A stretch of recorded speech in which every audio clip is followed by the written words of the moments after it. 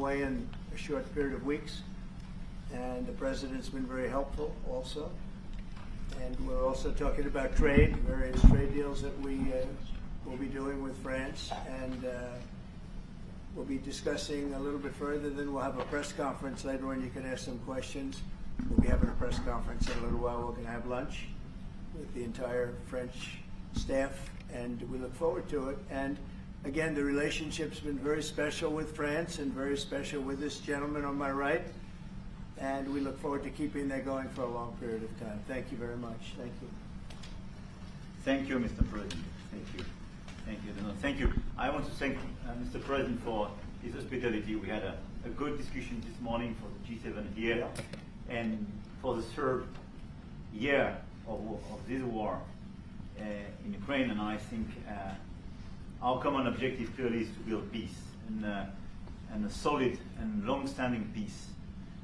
And this is what we will discuss, obviously, because I have great respect for bravery and the resistance of Ukrainian people, and we do share the objective of peace, but we are very aware of the necessity to have guarantees and solid peace in order to stabilize the situation.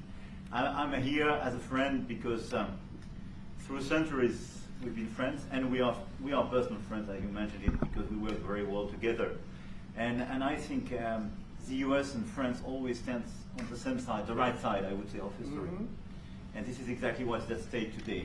And this is a very important moment for Europe as well. And I'm here as well after discussions with all my colleagues to say that Europe is willing to step up, to be a stronger partner, to do more in defense and security for this continent, and as well to be a reliable partner and to be engaged on trade, economy, investment in a lot of topics. So I'm very excited by the discussion we will have, and obviously we will follow. And I want to thank you again, Mr. President, for your presence for Notre-Dame de Paris. It meant a lot for French people, and I want to thank you for that. That's the cathedral, and they've done a fantastic job. The President's done a great job in bringing it back. That was a terrible thing, like, what, 5 years ago? Yeah. Watching that burn was a very horrible sight, and you've done a fantastic job in bringing it back, so I congratulate you. Thank you for being here. Thank you very much. Anybody want to ask a question or two? Is that President, a foolish question? we reached an agreement with the Ukrainians on the critical minerals deal. It looks like we're getting very close. The deal's being worked on, and we're, I think, getting very close to getting an agreement where we get our money back over a period of time. But it also gives us something where I think it's very beneficial to their economy, to them as a country. But you know, we're in for $350 billion. How we got there, I don't know, but that's a lot of money, a lot of money invested, and we had nothing to show for it.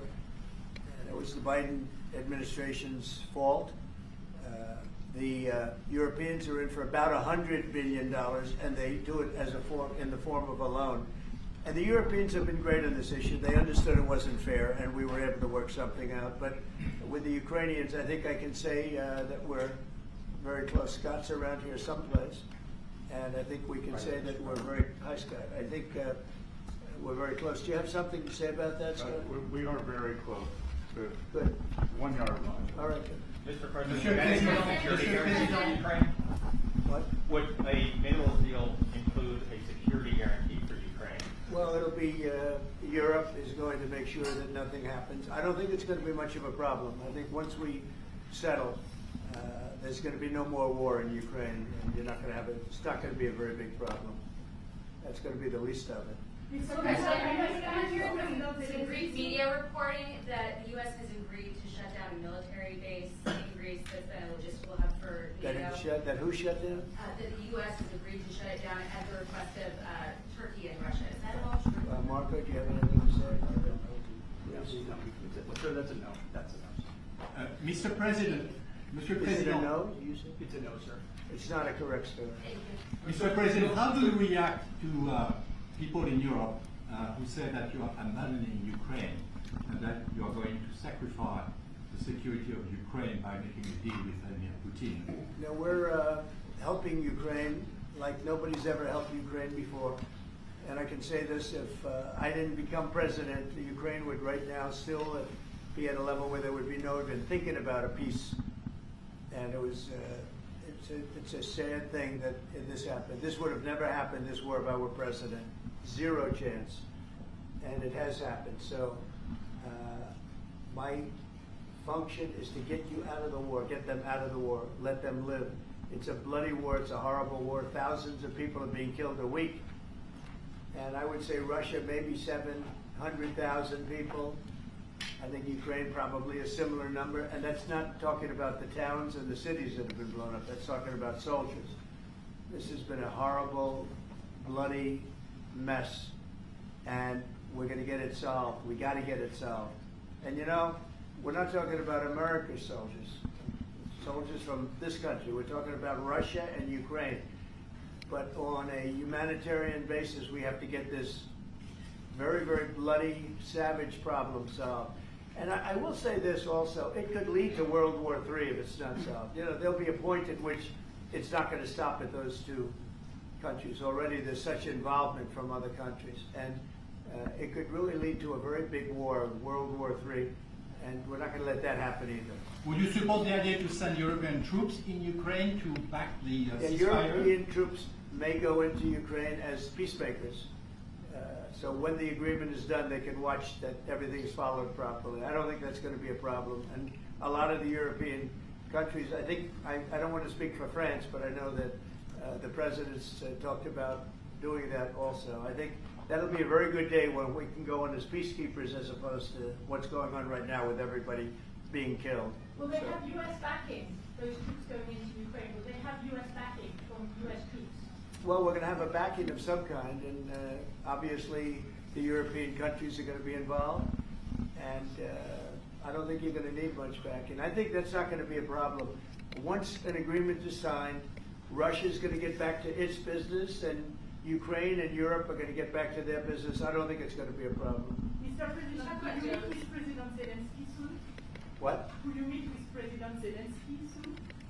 I will be meeting with President Zelensky. In fact, he may come in this week or next week to sign the agreement, and which would be nice. I'd love to meet him. Would meet at the Oval Office. So the agreement's being worked on now. They're very close to a final deal. It'll be a deal with rare earths and various other things, and he would like to come, and I understand it, here to sign it, and that would be great with me. I think they then have to get it approved by their council or whoever might approve it, but I'm sure that will happen. Monsieur le Président Macron, est-ce que Yeah, at vous some pouvez point I'll ce qui a be été dit par meeting le with Président President Putin also, yes. Trump? I don't know when we speak. We're trying to get this thing worked out, but yeah, at some point I'll be meeting with President Putin too. Monsieur Macron, s'il vous plaît, est-ce que vous pouvez nous dire quelques mots en français? I can say a few words in French. Yes, please. No, le président l'a dit, je pense que c'est un moment important. C'est un moment important de la discussion. On veut bâtir la paix en Ukraine et le bilan qui a été rappelé, en réalité, il y a d'1 million de morts et de blessés depuis le début de ce conflit et de cette guerre d'agression. Notre volonté, c'est que cette paix dure, parce que nous avons déjà eu un cessez-le-feu et une paix qui n'a pas été respectée. C'était les accords de Minsk, 1 puis 2.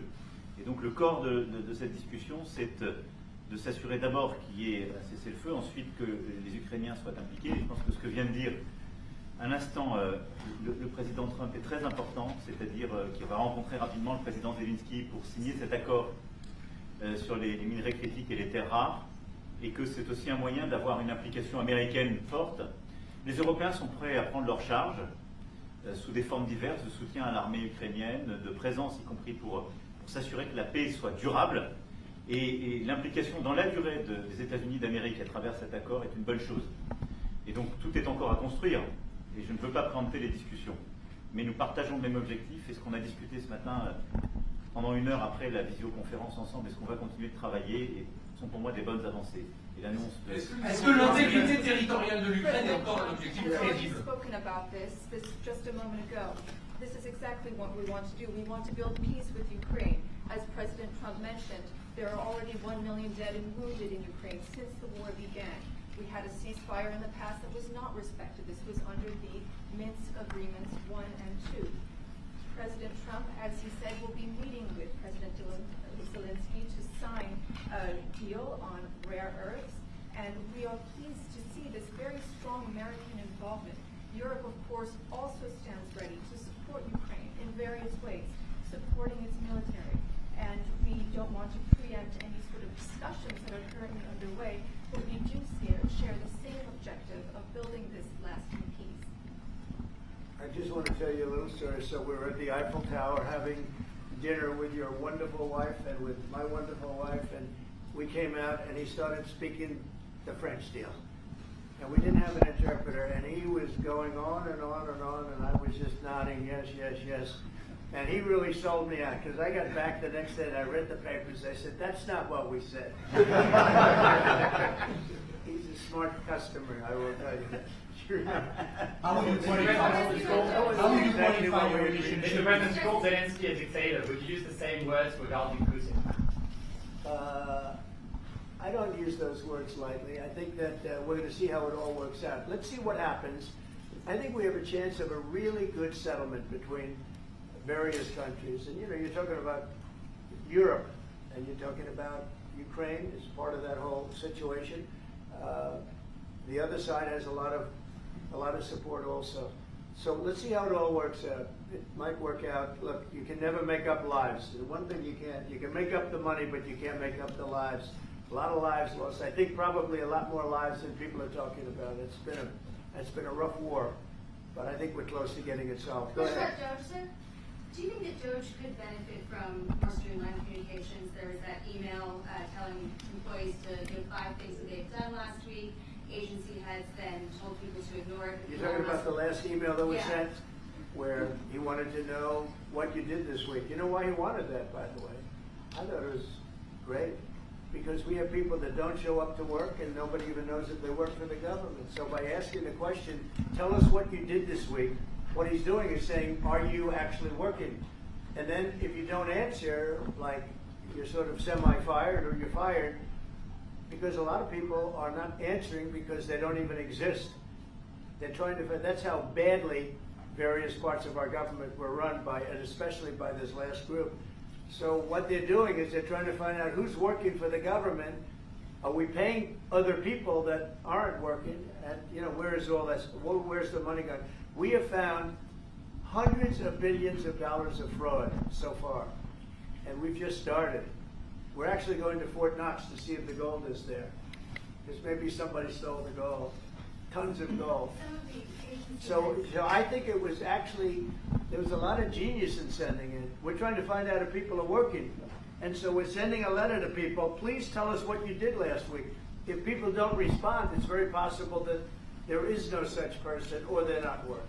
Some of the agency has instructed their employees not to respond. They were waiting on further guidance, but Elon Musk's tweet said failure to respond would be taken as a resignation. So there's been a disconnect in communications. Yeah. Are you concerned at all about Only, that? no. That was done in a friendly manner. Only things such as perhaps Marco at State Department, where they have very confidential things, or the FBI, where they're working on confidential things. And they don't mean that in any way combatively with Elon. They're just saying there are some people that you don't want to really have them tell you what they're working on last week. But other than that, I think everyone thought it was a pretty ingenious idea. We have to find out where these people are. Who are they? And we said, if you don't respond, we assume you're not around. And that holds, that stands. And you're not getting paid anymore, too. So, you know, we're doing a real job. And we just had a poll come out, I guess the Harvard poll, saying that it's massively popular what we're doing. Mr. President, do you still believe in NATO, in the alliance between Europe and America in NATO? Are you going to go to the summit in June? Very much involved in this. When I first got elected at the very beginning, first term, I got hundreds of billions of dollars put into NATO. NATO had no money because they hadn't paid for years. And I said, look, if you don't pay and we're not going to be a part of NATO, we're not going to protect, we're not going to do what we're supposed to do. We took in hundreds of billions of dollars into NATO. No, NATO is a good thing if it's done properly and if it's used properly. Mr. President, in these days you speak a lot about tariff in Canada, in Mexico, and in Europe. I want to know what is your idea about Italy. you want to make the same thing in Italy. What? Can you talk up a little louder? In these days. No, louder. Can you talk a little louder? You have a beautiful voice, but you're not. In these days, you speak. Where are you about from? Italy. From Italy. Oh, I love Italy. Go ahead. I want to know if you have the same idea with Italy about tariffs. Well, look, I love Italy, and Italy is a very important nation. We have a wonderful woman as your leader, and she was on the conversation today, one that we had, the G7. And no, I think Italy is doing very well. I think Italy's got very strong leadership with Georgia. Monsieur le Président, qu'est-ce que vous répondez au président Trump qui a dit que les Français et les Britanniques n'avaient pas acheté Any other questions over here? Yes, ma'am. Can you clarify what you meant in your truth today on the major economic development transactions between the U.S. and Russia? Any more details? With respect to what, Russia? In solving a peace deal, you said there will be major economic development transactions which will take place between the United States and Russia. Yeah, we're trying to do some economic development deals. They have a lot of things that we want, and we'll see. I mean, I don't know if that will come to fruition, but would love to be able to do that if we could. You know, they have massive rare earth. It's a very large, it's actually the largest in terms of land. It's by far the largest country. And they have very valuable things that we could use, and we have things that they could use, and it would be very good if we could do that. I think it would be a very good thing for world peace and lasting peace. Well, I mean, our first, by far, our first thing that we want to do, the first element of the overall transaction is ending the war. But if, just as we're doing with Ukraine, if we could do some economic development in terms of Russia and getting things that we want, something like that would be possible, yes. Mr. President, Mr. President. Yes, go ahead, please. Can you explain the rationale in having the U.S. vote against the UN resolutions that Ukraine proposed and also the U.S. proposed? I would rather not explain it now, but it's sort of self-evident, I think. Mr. President, first talked about increasing the tariffs on products from the European Union. Is that still something you want to do today? Well, it's not increasing, it's reciprocal. So whatever they charge us, we're charging them. So it's not a question of increasing. If they charge us 20%, we charge them 20%. If they charge us 30 or 40%, then we do that too. So that would be on European Union, but that really would be with respect to everybody. It's reciprocity. So reciprocal. Whatever they charge us, we charge them. Nobody has a problem. Even you, as the you don't have a problem anymore. Mr. President, are you thinking of going to Moscow soon, maybe in May for the 9th of May for the anniversary? I mean, not soon, but I would be certainly, if this all gets settled out, which I think it will, sure, I would go there. On the 9th of and May? you'd come here too. On the 9th of May on the Red Square?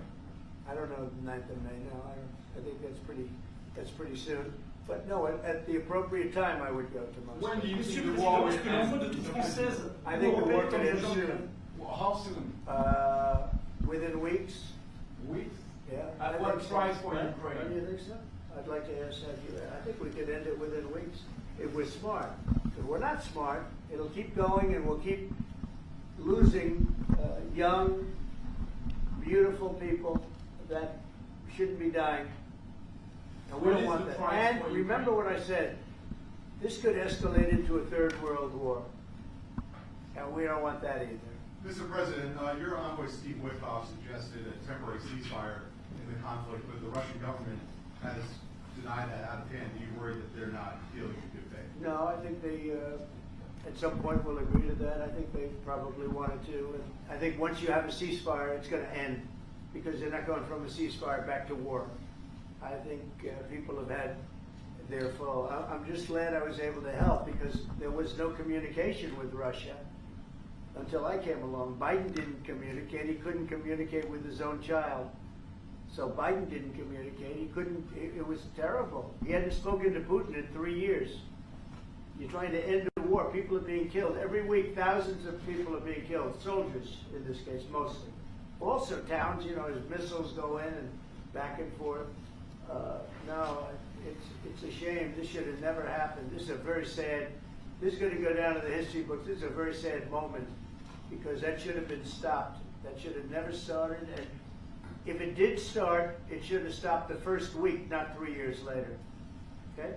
Monsieur Macron, Je vais répondre sur l'homme Juste, je pense que plusieurs questions de votre collègue qui ont été posées en français et qui rejoignent les questions posées par les collègues américains. D'abord, cette discussion est utile et construire la paix est une nécessité. La deuxième chose, c'est qu'il y a aujourd'hui une capacité de dissuasion qui est restaurée et que c'est ce que veut dire le président Trump quand il dit qu'il n'y aura plus de problème. Je pense que la force du réengagement américain aujourd'hui, c'est en quelque sorte l'incertitude aussi pour le président Poutine. Et donc il y a une capacité de dissuasion qui est là, qui permet de sceller d'abord sans doute une trêve, la capacité à vérifier que cette trêve est respectée, et ensuite un accord de paix qui permettra de reconstruire l'Ukraine et de lui apporter aussi les garanties de sécurité. Dans le cadre de ces garanties de sécurité, nous pensons que nous avons notre rôle à jouer. Et donc, on verra à ce moment-là de la discussion, je ne veux pas la préempter, ce qui est nécessaire pour que l'Ukraine puisse rester un pays souverain. Et d'ailleurs, dans les discussions entre l'Ukraine et les États-Unis d'Amérique, il y a cette question d'une souveraineté ukrainienne qui est respectée. Et donc, nous, ce que nous avons préparé, en particulier avec nos partenaires britanniques, dans le cadre d'un travail très étroit qu'on a mené ces dernières semaines, et partagé avec tous les pays européens et alliés qui sont prêts à s'y joindre, c'est l'idée de dire on est prêt à apporter ces garanties de sécurité. Les conditions, elles doivent en être définies. Elles doivent être définies par l'accord. Ça peut aller jusqu'à l'envoi, comme l'a dit le président, de troupes qui iront observer que la paix est bien respectée, qui iront se positionner, pas sur la ligne de front, pas pour justement, en quelque sorte, être dans le conflit, mais marquer une présence comme une garantie. Il y a d'autres moyens de soutenir qui peuvent être des soutiens accrus et capacitaires à l'armée, des structures nouvelles. Et je pense aussi que l'accord qui est discuté, le président l'a dit, la crédibilité américaine qui est mise dans ce moment, c'est aussi montrer que chacun est dans son rôle, mais que nous avons une unité, Européens et Américains, et donc avec une forme de garantie que les Américains prennent par la discussion sur les minerais critiques qui sont en train de finaliser. That is the most beautiful language. I have no idea what he's saying, but that is the most elegant, beautiful language. Go ahead, please. This is a question that was asked by several. What we need to do is make sure that we are building peace. We have deterrence capabilities that have been restored. As President Trump said, there won't be any more problems. We've seen the U.S. re-engagement and the message that sends to Mr. Putin. We have deterrence, which will allow a truce to take place, verification of that truce, and then a peace agreement can be put in place so that we can start rebuilding Ukraine with security guarantees, and we have a role to play in that.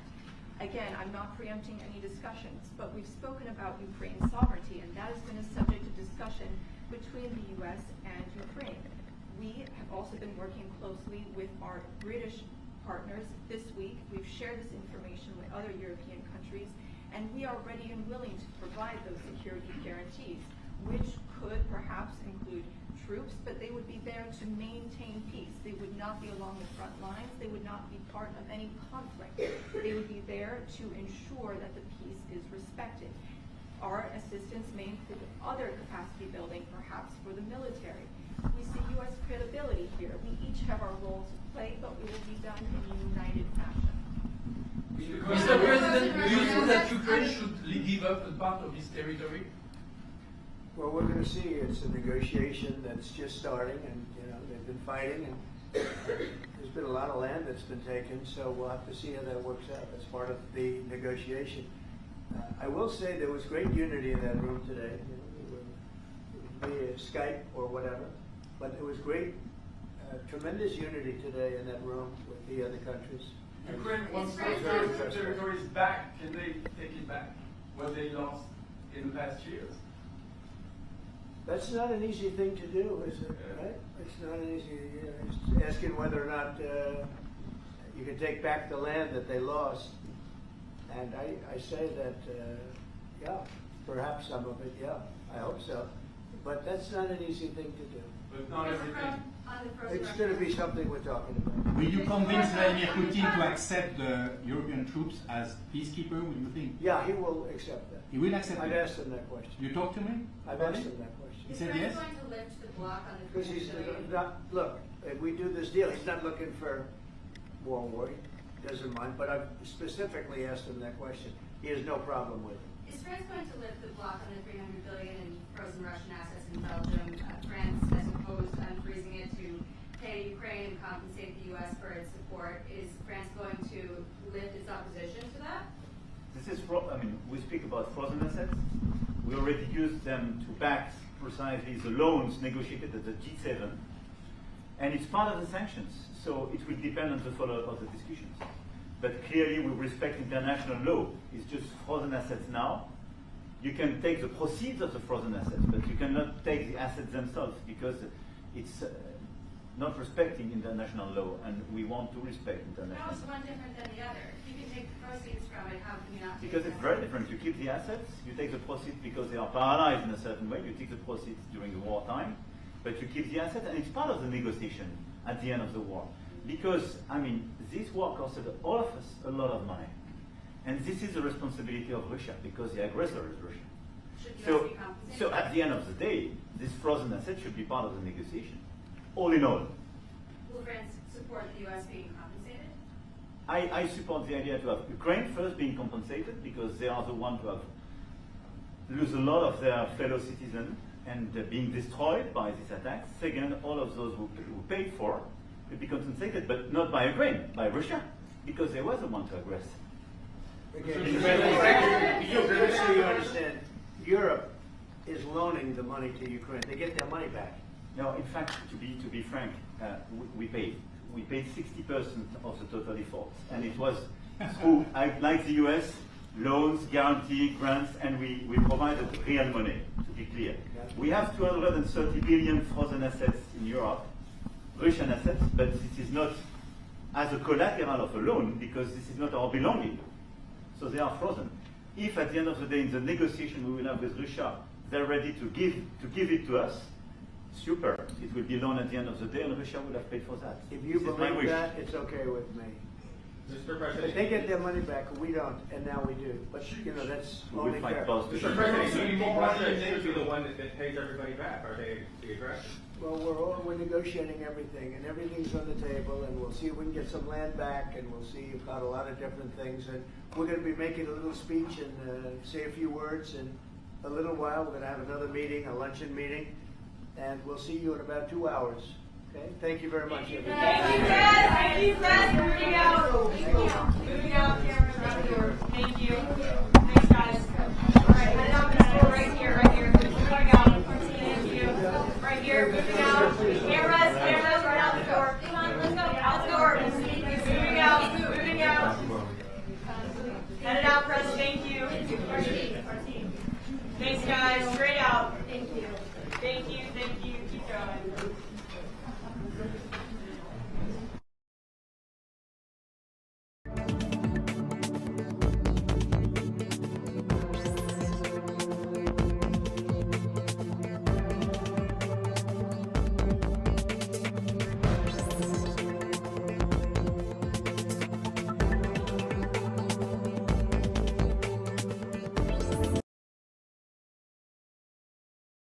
In a world filled with nasal congestion, one hero rises.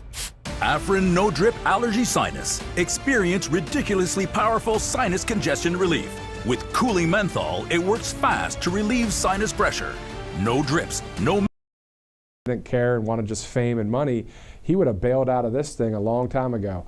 But doing it for the right reasons, and that is great to see here on Right Side Broadcasting Network. Let's also go to Colonial Metals Group for an urgent retirement warning. As you guys know, you see things like Warren Buffett. He drops 133 billion in stocks. He dumps them at Wall Street. Then you see the BRICS nations using their dollars instead of our dollar.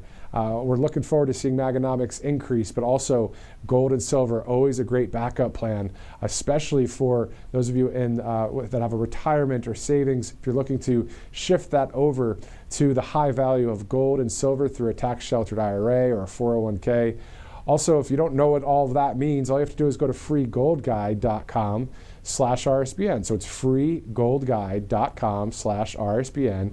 And you can get a free info kit to get that 1, 2, 3s on how to get the ball rolling with Colonial Metals Group. So a great sponsor here at Right Side, as we're about 10 minutes from the top of the hour.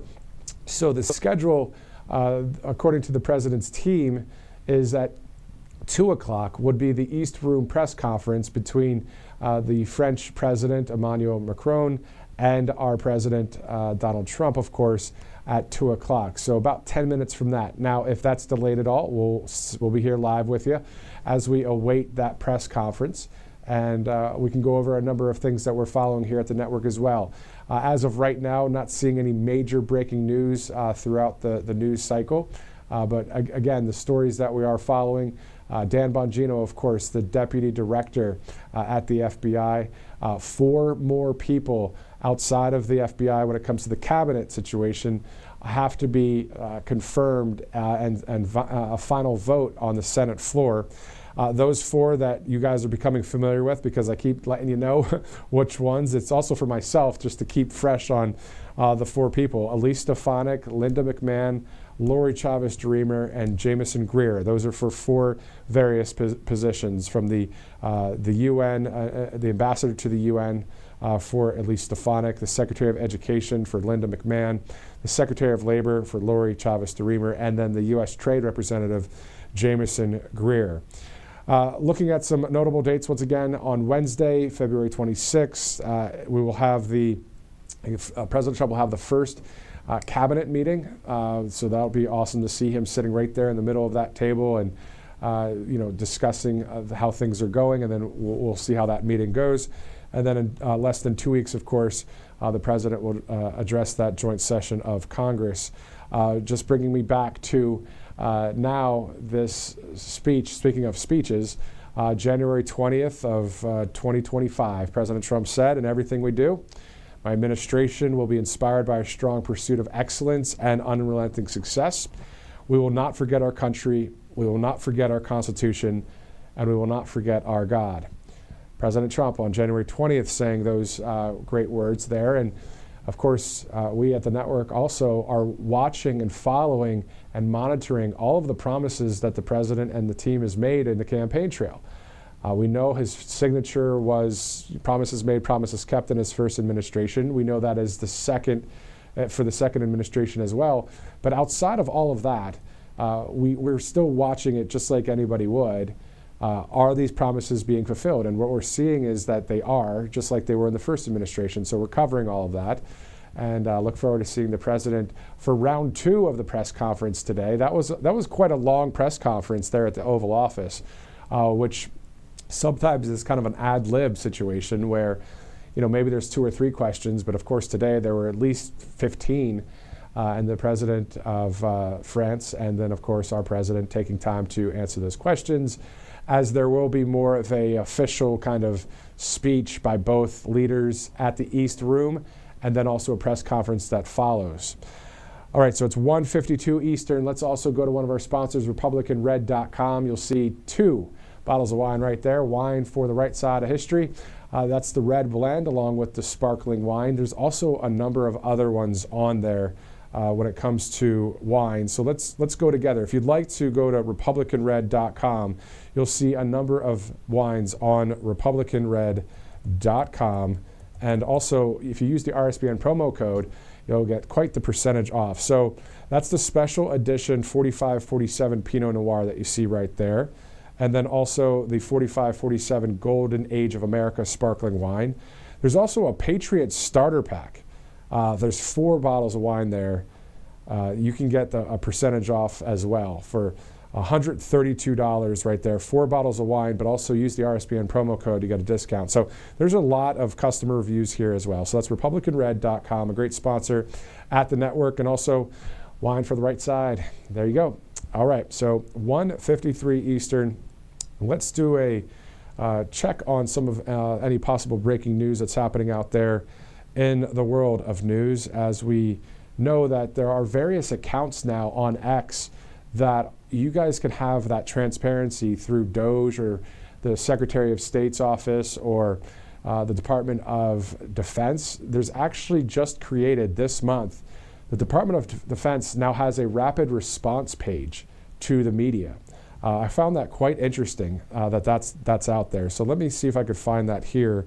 Department of Defense rapid response page.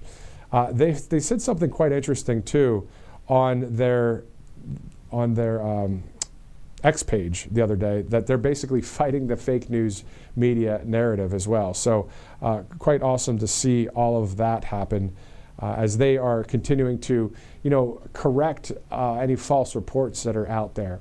And again, if there was a bunch of lies being spoken by whoever it is, whether it's in government or not, our job as journalists are to say, okay, well, that doesn't line up with that, right? But what we're seeing is things are lining up. That's what we've seen under President Trump. So great to see that happening, and also great to bring you the live events that we're bringing you day in and day out here. If you remember, just over the weekend on Saturday, the CPAC speech, and then Saturday night at the East Room of the White House, the Governors Association reception and dinner. We were live here for that coverage as well, just to get that insight of what it's like to be there at the East Room for that event. And again, that was Republican governors, Democrat governors there. I don't think the Maine governor was there, Maine, of course, because of what happened last week.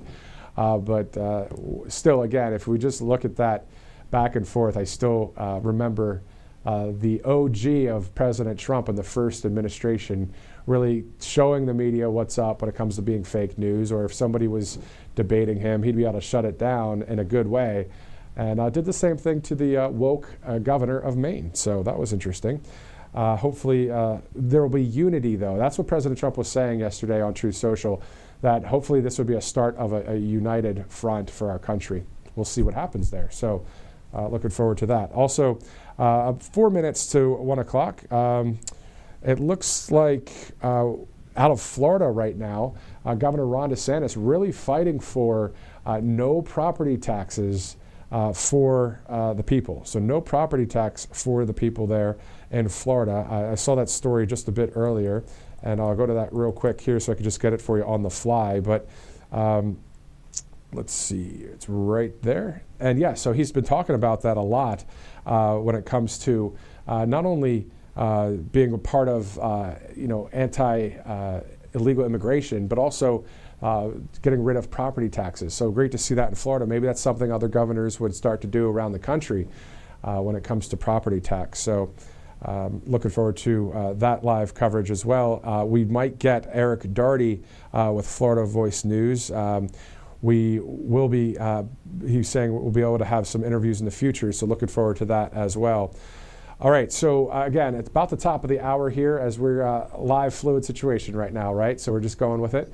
Let's go to Tax Network USA, 800-357-1415 is the number as you see on your screen there.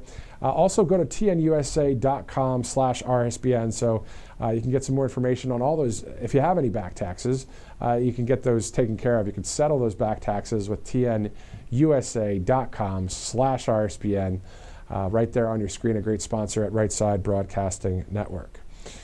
All right, so just recently, of course, we learned of the great Dan Bongino, now a deputy deputy chief at the FBI. So we saw Kash Patel get sworn in last week, and now Dan Bongino moving forward, becoming the FBI deputy director. So, all right, it's 1:58. On the other side of this commercial break, we may be able to have that live feed at the East Room of the White House. If we do, we'll take you right there. If it's a little bit delayed, we will also play that. Now, this is from earlier. This is the Oval Office when President Trump was just meeting with Emmanuel Macron. If you're just joining us, we did play that in full. Director, should we go to this again, or do you know what feed this is? All right, let's go to the Oval Office once again. Tons of gold. So I think it was actually, there was a lot of genius in sending it. We're trying to find out if people are working. And so we're sending a letter to people. Please tell us what you did last week.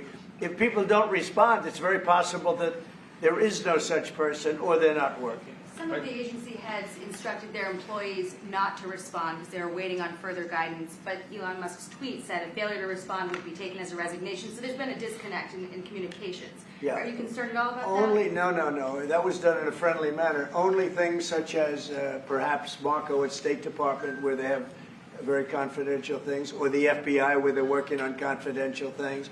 And they don't mean that in any way combatively with Elon. They're just saying there are some people that you don't want to really have them tell you what they're working on last week. But other than that, I think everyone thought it was a pretty ingenious idea. We have to find out where these people are. Who are they? And we said, if you don't respond, we assume you're not around. And that holds, that stands. And you're not getting paid anymore, too. So, you know, we're doing a real job. And we just had a poll come out, I guess the Harvard poll, saying that it's massively popular what we're doing. So. Mr. President, do you still believe in NATO, in the alliance between Europe and America in NATO? NATO is very much involved in this. When I first got elected at the very beginning, first term, I got hundreds of billions of dollars put into NATO. NATO had no money because they hadn't paid for years. And I said, look, if you don't pay, and we're not going to be a part of NATO, we're not going to protect, we're not going to do what we're supposed to do. And we took in hundreds of billions of dollars into NATO. No, NATO is a good thing if it's done properly and if it's used properly. Mr. President, in these days you speak a lot about tariff in Canada, in Mexico, and in Europe. I want to know what is your idea about Italy, if you want to make the same thing in Italy. What? Can you talk up a little louder? In these days... No, louder. Can you talk a little louder? You have a beautiful voice, but you're not... In these days you speak Where are you from? Italy. From Italy? Oh, I love Italy. Go ahead. I want to know if you have the same idea with Italy about tariff. Well, look, I love Italy, and Italy is a very important nation. We have a wonderful woman as your leader, and she was on the conversation today, one that we had, the G7. And no, I think Italy is doing very well. I think Italy's got very strong leadership with Georgia. Monsieur le Président, qu'est-ce que vous répondez au président Trump qui a dit que les Français et les Britanniques n'avaient pas à Any other questions over here? Yes, ma'am. Can you clarify what you meant in your truth today on the major economic development transactions between the U.S. and Russia? Any more details? With respect to what, Russia? In selling a peace deal, you said there will be major economic development transactions which will take place between the United States and Russia. Yeah, we're trying to do some economic development deals. They have a lot of things that we want, and we'll see. I mean, I don't know if that will come to fruition, but would love to be able to do that if we could. You know, they have massive rare earth. It's a very large, it's actually the largest in terms of land. It's by far the largest country. And they have very valuable things that we could use, and we have things that they could use, and it would be very good if we could do that. I think it would be a very good thing for world peace and lasting peace. Well, I mean, our first, by far, our first thing that we want to do, the first element of the overall transaction is ending the war.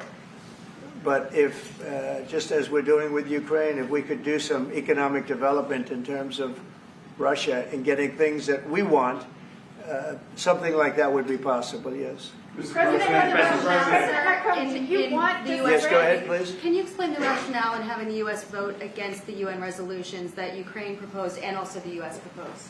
I would rather not explain it now, but it's sort of self-evident, I think. Mr. President, you talked about increasing the tariffs on products from the European Union. Is that still something you want to do today? Well, it's not increasing, it's reciprocal. So whatever they charge us, we're charging them. So it's not a question of increasing. If they charge us 20%, we charge them 20%. If they charge us 30 or 40%, then we do that too. So that would be on European Union, but that really would be with respect to everybody. It's reciprocity. So reciprocal. Whatever they charge us, we charge them. Nobody has a problem. Even you. I see you don't have a problem anymore, right? Mr. President, are you thinking of going to Moscow soon, maybe in May for the 9th of May for the anniversary? I mean, not soon, but I would be certainly, if this all gets settled out, which I think it will, sure, I would go there. Sure. And he'd come here, too. On the 9th of May on the Red Square? I don't know, 9th of May, no, I think that's pretty soon. But no, at the appropriate time, I would go to Moscow. When do you think the war will end, Mr. President? I think the war could end soon. How soon?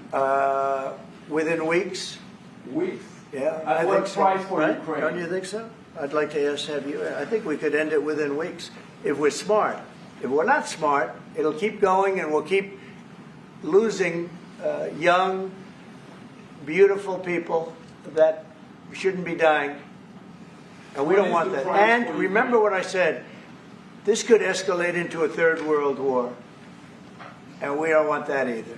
Mr. President, your envoy Steve Witkoff suggested a temporary ceasefire in the conflict, but the Russian government has denied that out of hand. Do you worry that they're not dealing in good faith? No, I think they, at some point, will agree to that. I think they probably wanted to. And I think once you have a ceasefire, it's going to end because they're not going from a ceasefire back to war.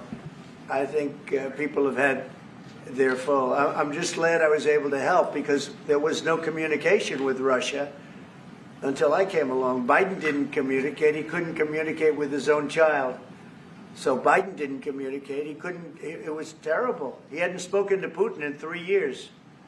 You're trying to end a war. People are being killed. Every week, thousands of people are being killed. Soldiers, in this case, mostly. Also towns, as missiles go in and back and forth. No, it's a shame. This should have never happened. This is a very sad, this is going to go down in the history books. This is a very sad moment because that should have been stopped. That should have never started. And if it did start, it should have stopped the first week, not 3 years later. Okay? What do you think would be the price for Ukraine? Je vais répondre, if you allow me, because je pense que plusieurs questions de vous et de votre collègue qui ont été posées en français et qui rejoignent les questions posées par les collègues américains. D'abord, cette discussion est utile et construire la paix est une nécessité. La deuxième chose, c'est qu'il y a aujourd'hui une capacité de dissuasion qui est restaurée et que c'est ce que veut dire le président Trump quand il dit qu'il n'y aura plus de problème. Je pense que la force du réengagement américain aujourd'hui, c'est en quelque sorte l'incertitude aussi pour le président Poutine. Et donc il y a une capacité de dissuasion qui est là, qui permet de sceller d'abord sans doute une trêve, la capacité à vérifier que cette trêve est respectée, et ensuite un accord de paix qui permettra de reconstruire l'Ukraine, mais de lui apporter aussi les garanties de sécurité. Dans le cadre de ces garanties de sécurité, nous pensons que nous avons notre rôle à jouer. Et donc, on verra à ce moment-là de la discussion, je ne veux pas la préempter, ce qui est nécessaire pour que l'Ukraine puisse rester un pays souverain. Et d'ailleurs, dans les discussions entre l'Ukraine et les États-Unis d'Amérique, il y a cette question d'une souveraineté ukrainienne qui est respectée. Et donc, nous, ce que nous avons préparé, en particulier avec nos partenaires britanniques, dans le cadre d'un travail très étroit qu'on a mené ces dernières semaines, et partagé avec tous les pays européens et alliés qui sont prêts à s'y joindre, c'est l'idée de dire on est prêt à apporter ces garanties de sécurité. Les conditions, elles doivent en être définies. Elles doivent être définies par l'accord. Ça peut aller jusqu'à l'envoi, comme l'a dit le président, de troupes qui iront observer que la paix est bien respectée, qui iront se positionner, pas sur la ligne de front, pas pour justement, en quelque sorte, être dans le conflit, mais marquer une présence comme une garantie. Il y a d'autres moyens de soutenir, qui peuvent être des soutiens accrus et capacitaires à l'armée, des structures nouvelles. Et je pense aussi que l'accord qui est discuté, le président l'a dit, la crédibilité américaine qui est mise dans ce moment, c'est aussi montrer que chacun est dans son rôle, mais que nous avons une unité, Européens et Américains, et donc avec une forme de garantie que les Américains prennent par la discussion sur les minerais critiques qui sont en train de finaliser. La guerre peut s'arrêter dans plusieurs Je pense que that is the most beautiful language. I have no idea what he's saying, but that is the most elegant, beautiful language. Go ahead, please. This is a question that was asked by several. What we need to do is make sure that we are building peace. We have deterrence capabilities that have been restored. As President Trump said, there won't be any more problems. We've seen the U.S. re-engagement and the message that that sends to Mr. Putin. We have deterrence, which will allow a truce to take place, verification of that truce, and then a peace agreement can be put in place so that we can start rebuilding Ukraine with security guarantees. And we have a role to play in that. Again, I'm not preempting any discussions, but we've spoken about Ukraine's sovereignty, and that has been a subject of discussion between the U.S. and Ukraine. We have also been working closely with our British partners this week. We've shared this information with other European countries, and we are ready and willing to provide those security guarantees, which could perhaps include troops, but they would be there to maintain peace. They would not be along the front lines. They would not be part of any conflict. They would be there to ensure that the peace is respected. Our assistance may include other capacity building, perhaps for the military. We see U.S. credibility here. We each have our role to play, but it will be done in a united fashion. Mr. President, do you think that Ukraine should give up a part of its territory? Well, we're going to see. It's a negotiation that's just starting, and they've been fighting, and there's been a lot of land that's been taken. So we'll have to see how that works out. That's part of the negotiation. I will say there was great unity in that room today. We were via Skype or whatever, but it was great, tremendous unity today in that room with the other countries. Ukraine wants I was very impressed by it. territories back. Can they take it back? What they lost in the past years? That's not an easy thing to do, is it? Right? It's not an easy. It's asking whether or not you can take back the land that they lost. And I say that, yeah, perhaps some of it, yeah, I hope so. But that's not an easy thing to do. But not everything. It's going to be something we're talking about. Will you convince Vladimir Putin to accept European troops as peacekeeper? Would you think? Yeah, he will accept that. He will accept. I've asked him that question. You talked to him? I've asked him that question. Is France going to lift the block on the Because he's $300 billion? not, look, if we do this deal, he's not looking for more war. He doesn't mind. But I've specifically asked him that question. He has no problem with it. Is France going to lift the block on the $300 billion in frozen Russian assets in Belgium? France has opposed unfreezing it to pay Ukraine and compensate the U.S. for its support. Is France going to lift its opposition to that? This is, we speak about frozen assets. We already used them to back precisely the loans negotiated at the G7. And it's part of the sanctions, so it will depend on the follow-up of the discussions. But clearly, we respect international law. It's just frozen assets now. You can take the proceeds of the frozen assets, but you cannot take the assets themselves because it's not respecting international law, and we want to respect international law. How is one different than the other? If you can take the proceeds from it, how can you not take Because the it's assets? very different. You keep the assets, you take the proceeds because they are paralyzed in a certain way. You take the proceeds during the wartime, but you keep the assets, and it's part of the negotiation at the end of the war. Because, this war costed all of us a lot of money. And this is the responsibility of Russia, because the aggressor is Russia. Should the US be compensated? So at the end of the day, this frozen asset should be part of the negotiation, all in all. Will France support the U.S. being compensated? I support the idea to have Ukraine first being compensated, because they are the ones to have lose a lot of their fellow citizens and being destroyed by these attacks. Second, all of those who paid for could be compensated, but not by Ukraine, by Russia, because they were the one to aggress. Again, just so you understand, Europe is loaning the money to Ukraine. They get their money back. No, in fact, to be frank, we paid 60% of the total effort, and it was through, like the US, loans, guarantee, grants, and we provided real money. To be clear, we have 230 billion frozen assets in Europe, Russian assets, but this is not as a collateral of a loan because this is not our belonging. So they are frozen. If at the end of the day, in the negotiation we will have with Russia, they're ready to give it to us, super. It will be loan at the end of the day, and Russia will have paid for that. If you This is my believe wish. that, it's okay with me. Mr. President, If they get their monty back, we don't, and now we do. But, that's only fair. Mr. President, do you think Russia should be the one that pays everybody back? Are they the aggressors? Well, we're negotiating everything, and everything's on the table, and we'll see if we can get some land back, and we'll see about a lot of different things. And we're going to be making a little speech and say a few words. In a little while, we're going to have another meeting, a luncheon meeting, and we'll see you in about 2 hours. Okay? Thank you very much, everybody. Thank you, Fred. Thank you, Fred, for moving out. Thank you. Moving out, Cameron. Thank you. Thank you. Thanks, guys. All right, head out this door right here, right here. Moving out. Thank you. Right here. Moving out. Cameras, let's go.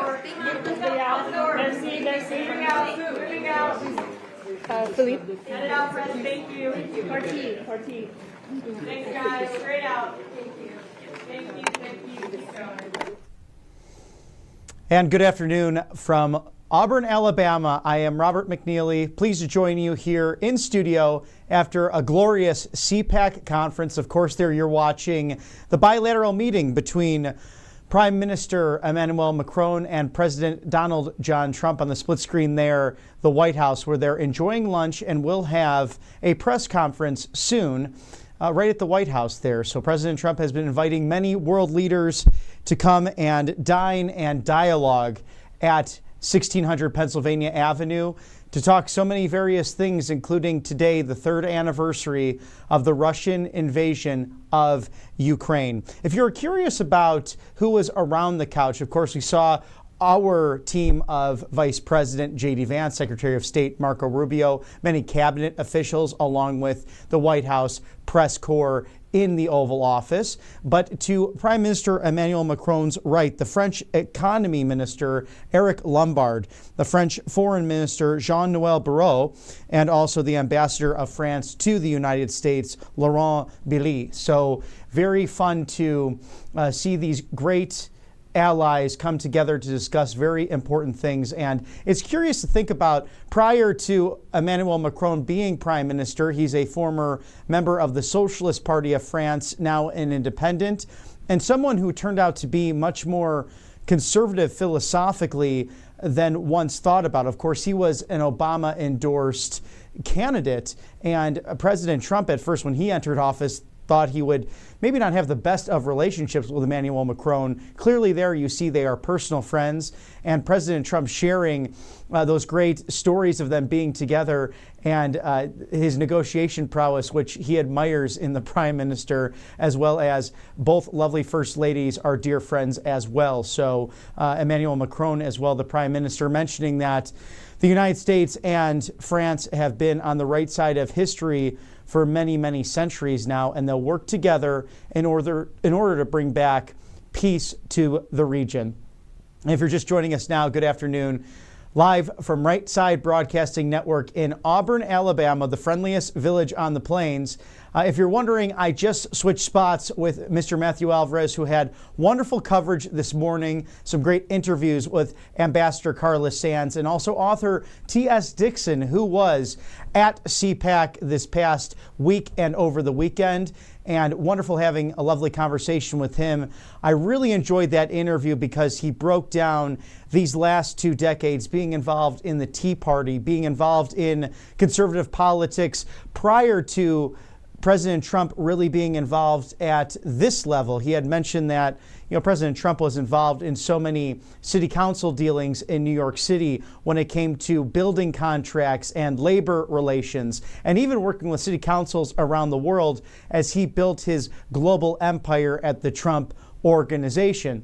But I really enjoyed how he laid out thinking about these things and how we can contribute individually to making America great again and making her strong and safe and healthy again, but also how we can make a difference here in this world. So thank you to T.S. Dixon and Carla Sands for joining us earlier today. I'd like to thank our sponsors here at Right Side Broadcasting Network Live, Brightcore. Made in the USA, you have to get the Kimchi 1, this gut health, immune support, and anti-aging properties really bring you that health that you need, whether it's just at work throughout the day so you don't get that post-lunch kind of lull that can happen, or if you're just spending time with loved ones and family and friends. Buy 2, get 1 free.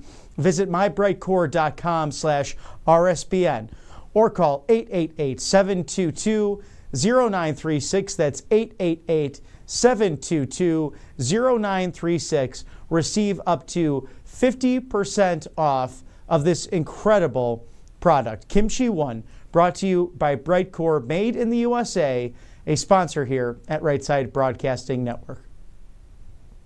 And it is roughly 18 minutes after the 2 o'clock hour on the East Coast, a beautiful sunny day in our nation's capital. And over the weekend, it did warm up. It was a bit nippy when we were in the D.C. area roughly late last week when we got in Wednesday, but progressively started increasing in temperature, and that's always nice. Down here in Alabama, a lovely day in the high 60s, plenty of sunshine. So we are starting to see spring right around the corner. although Pakistani Phil, of course, on Groundhog's Day saw his shadow. So just a little bit longer of winter, a few more weeks here as we get ready for that season of renewal and all the celebrations that will bring. But today, really a somber and sad date and memory of 3 years ago. The Russian military invaded Ukraine, and it's caused destabilization, controversy, and really heartache throughout not only Europe and Asia, but also really throughout the world. And President Trump is correct in saying that if he was still president, if he was in office during that time, the war would have never happened. Because if you look at recent history, Putin invaded strategic interests around his country, former territories, former properties, and ports and bays when other ones were in office. George W. Bush, Barack Obama, Joe Biden. He moved in when he wanted to because he did not have respect for those gentlemen. But he fears and respects President Donald Trump and did not move in whatsoever and at any time when he was in office between 2017 and 2021. But sadly, we are where we're at, and that's meaningful that Prime Minister Emmanuel Macron of France would be here to talk to President Trump on such a somber anniversary. And both of the gentlemen mentioning in the Oval Office that they are focused on peace and securing that as soon as possible, with over 1.5 million people having perished because of this Russian-Ukrainian conflict. And now how we get to that peace, that will be further discussed, and we will stay at this here at Right Side Broadcasting Network Live, bringing you all of that unbridled coverage to what's sure to be something that there is hope at the end of the tunnel. There is light at the end of this, and it's been a sad process, but President Trump and Prime Minister Emmanuel Macron wanting to see peace in Russia and Ukraine.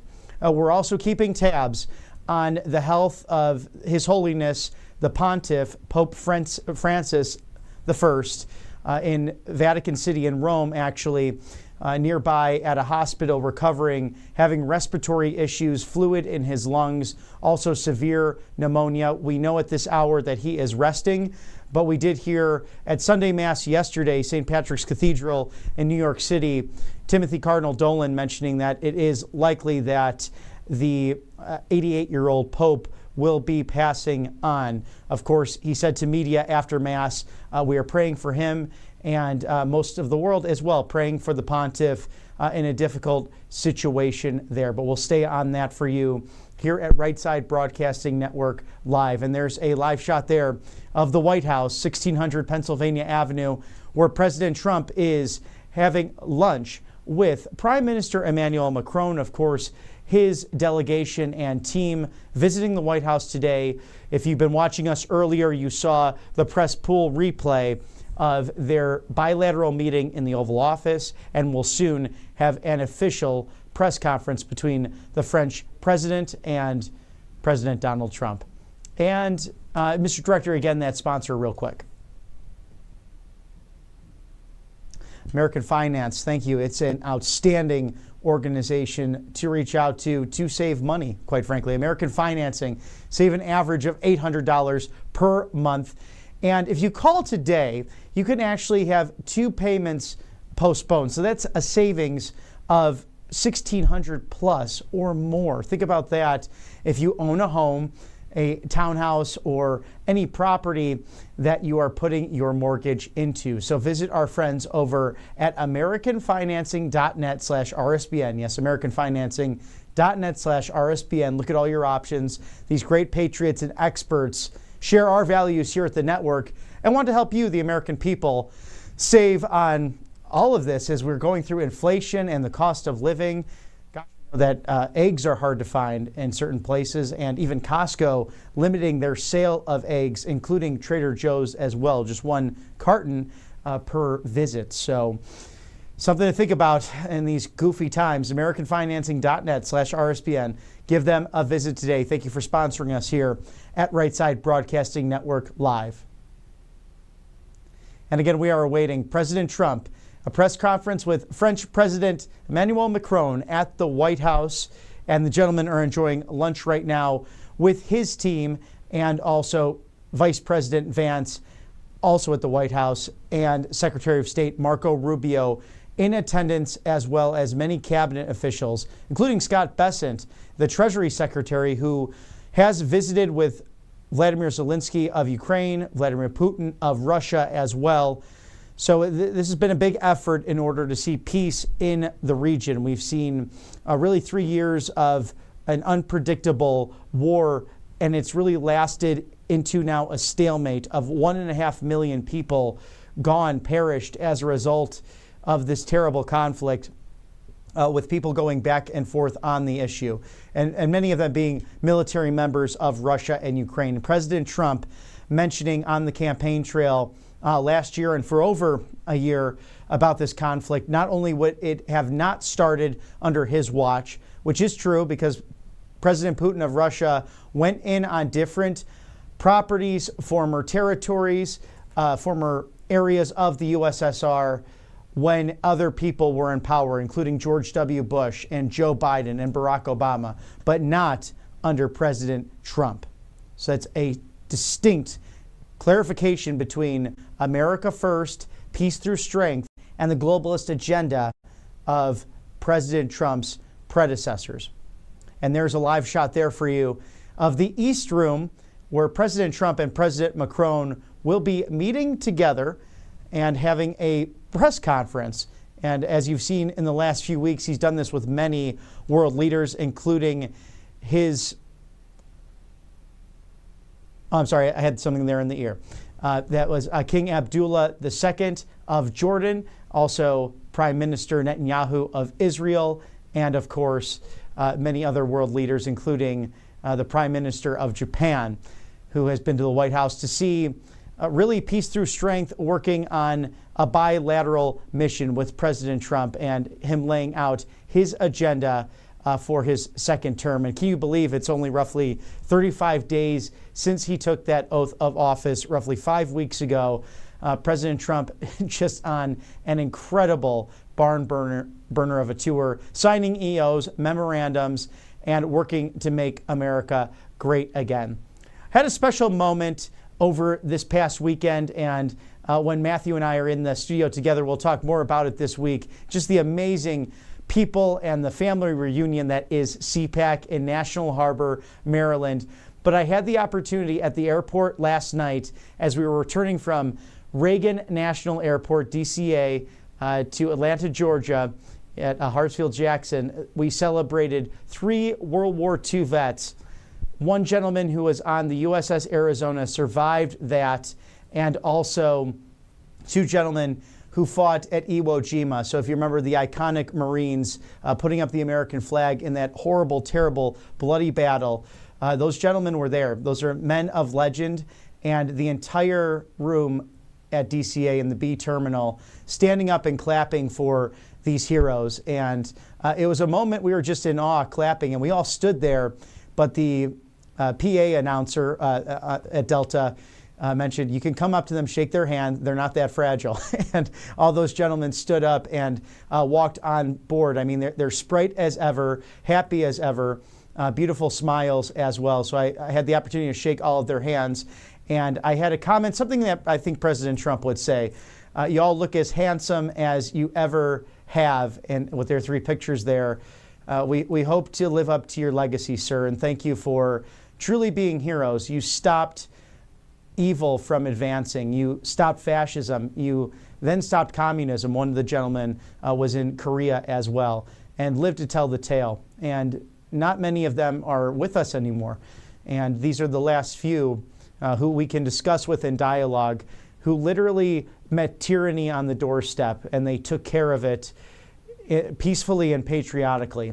And they were willing to die for this country, something extraordinary. So it was a wonderful opportunity to end CPAC in such an extraordinary manner. Men of legends, 3 World War II veterans who were on the USS Arizona, and 2 who climbed that hill at Iwo Jima to take on the Japanese war class. Extraordinary bravery, and 95 and 98 years young, respectively. So Godspeed, gentlemen. It was a pleasure to meet you yesterday. So thank you for posting that. And yeah, please post anything that you come across if it's the heroes in your hometown. Of course, we love to hear your stories here at Right Side Broadcasting Network Live. Feedback at rsbn.tv. Yes, feedback at rsbn.tv. We'd love to hear everything that you have to share about those hometown heroes you might come across in your travels. And this is a live shot for you. President Trump, press conference with French President Emmanuel Macron at the White House, 1600 Pennsylvania Avenue. That is the East Room as we wait for them to share their thoughts on what is the third anniversary of the Russian-Ukrainian conflict. It's a sad day in history. We know that if President Trump had been in office, this conflict would have never happened. And in the last 35 days, President Trump is cleaning up the mess left to him by the Biden administration. And what a mess it has been. DOJ has been working nonstop to uncover the reckless spending, the DEI nonsense, and that is slowly but surely getting through and away from the federal government. President Trump insisting that he wants Elon Musk to move faster, but acknowledging he's doing an extraordinary job with his team to uncover the waste, the abuse, the fraud that has been part of normal practice in Washington, D.C. So we have that live for you here in Auburn as we cover, of course, the White House and Washington, D.C. And I'm nostalgic just looking at all of this because we were just visiting for CPAC 2025, National Harbor, Maryland. And as you go across that bridge over the Potomac, south of D.C., I looked upon it yesterday. Beautiful sunny day as you see the White House on your screen. I looked over to Washington, D.C., and I really thought about President Reagan mentioning the shining city on a hill. And that's truly what we are. It's morning again in America. And I'm sorry, Mr. Director, again, one more time on the sponsorship.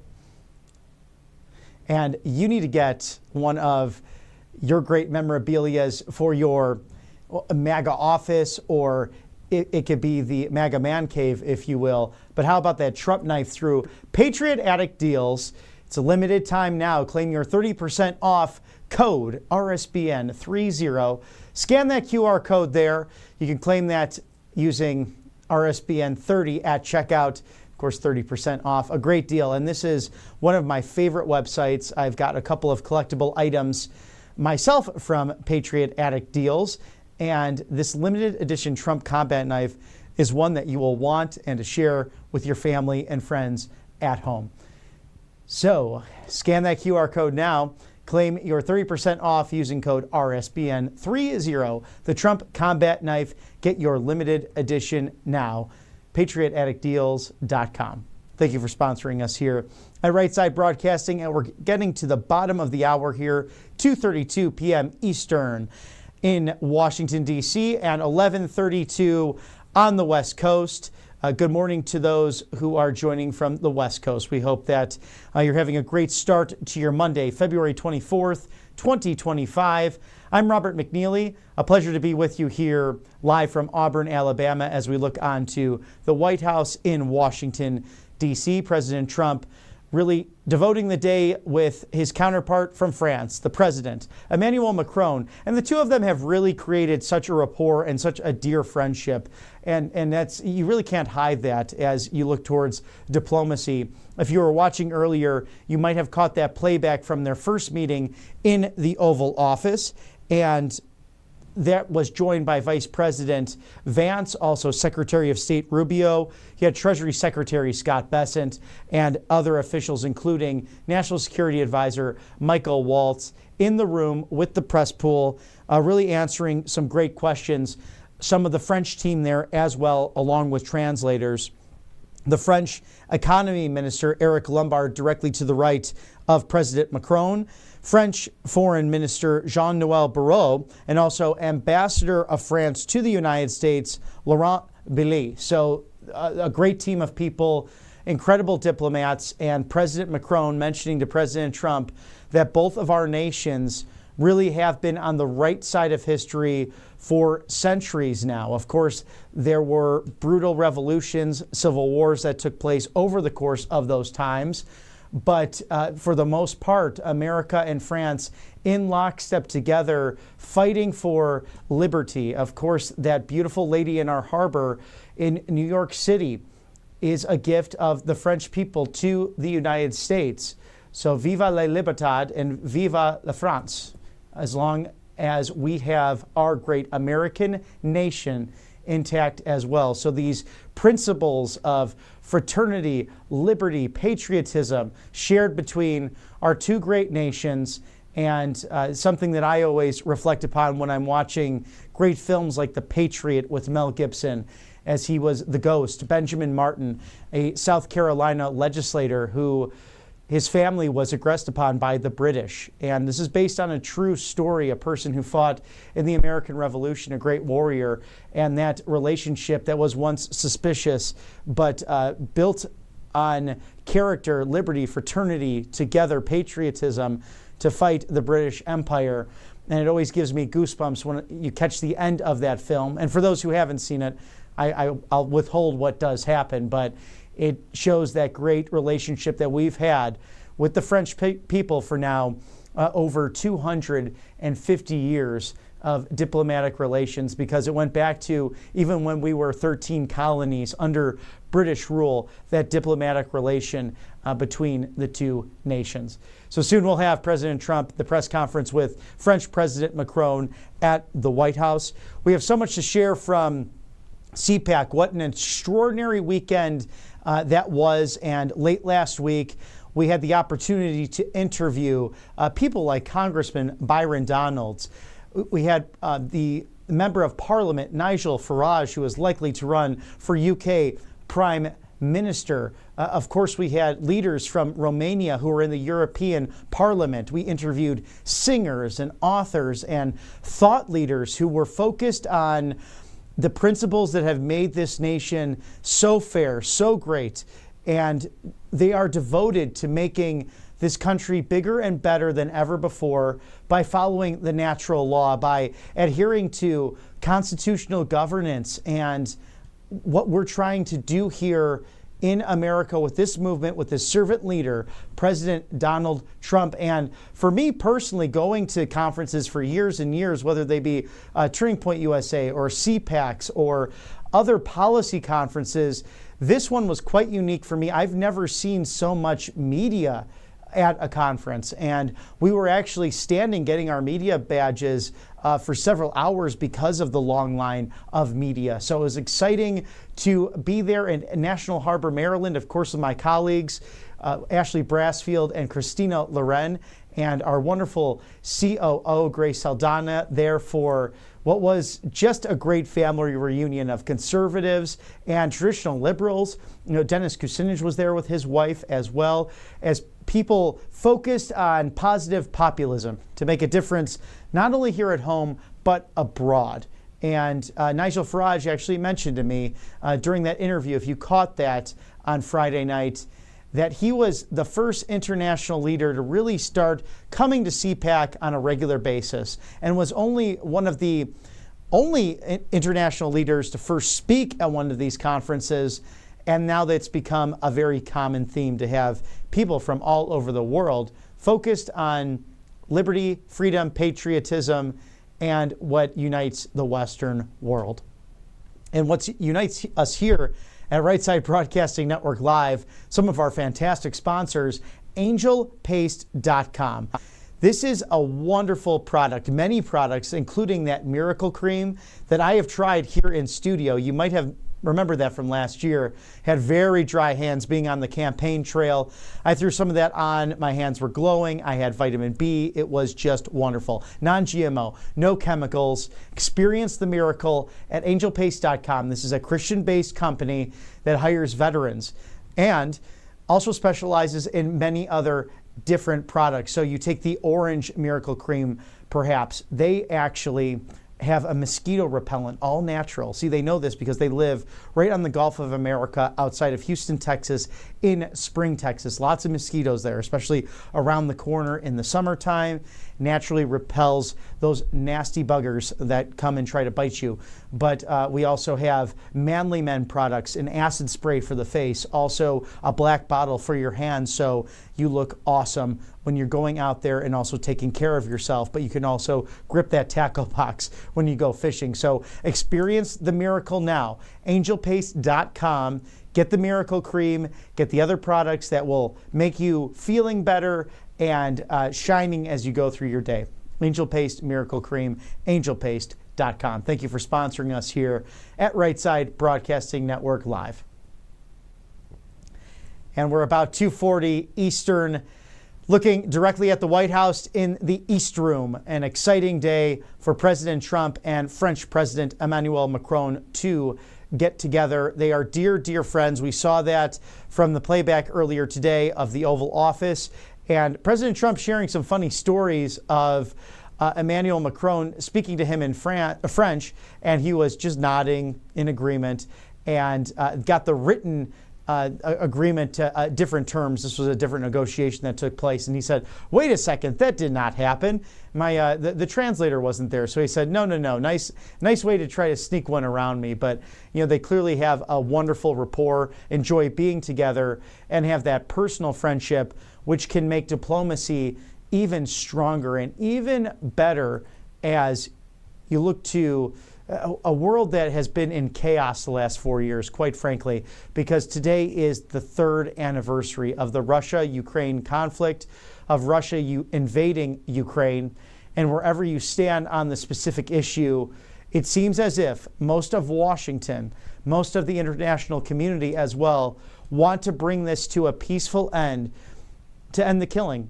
And that's what President Trump said. On other networks, he said it consistently on the campaign trail, that he is done with the killing. He wants people on both sides, Russia and Ukraine, to stop dying. And that was a true highlight as I watched his speech from CPAC on Saturday. He said he wants his legacy to be peace. He wants to be known as that president that helped usher in a 21st century that can be remembered for just that. Peace among nations, peace throughout the world. And that was, what a barn burner of a speech for those in attendance, celebrating with people who were J6 victims who were in attendance, along with family members. How about those who were arrested for simply praying outside of abortion clinics and Planned Parenthood?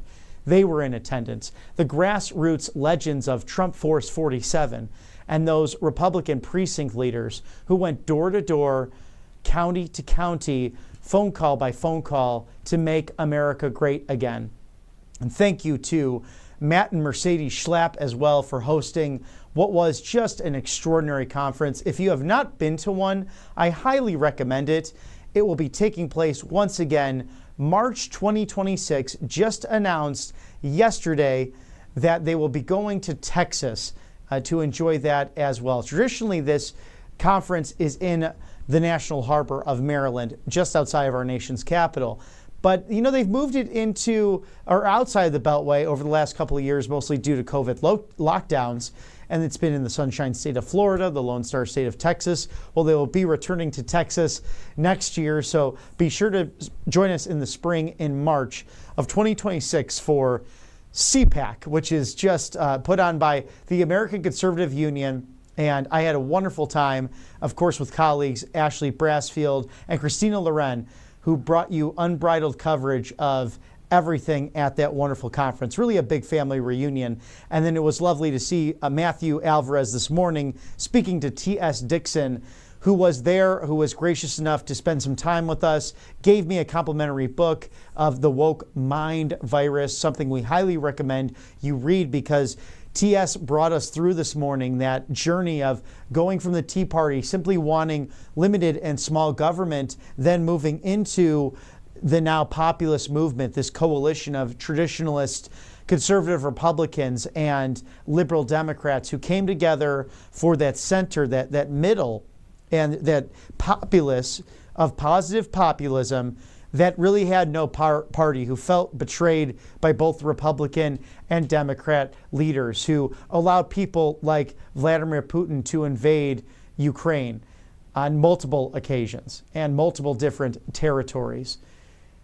Think about President Trump when he was first in office. That would have never happened because he did push a peace through strength agenda every single day of his tenure, and that is his goal now. As you see, Vice President J.D. Vance walking into the room, also Treasury Secretary Scott Bessent there, National Security Advisor Michael Waltz, Caroline Leavitt, our wonderful press secretary, and that is Stephen Chung, the communications director. We have Michael Witkoff as well, Steve Witkoff, excuse me, who is the Middle East envoy, who has been in the middle of every negotiation, just as much energy as President Trump. Mr. Director, why don't we just tune in there for a moment, see if we can get any audio from the East Room of the White House.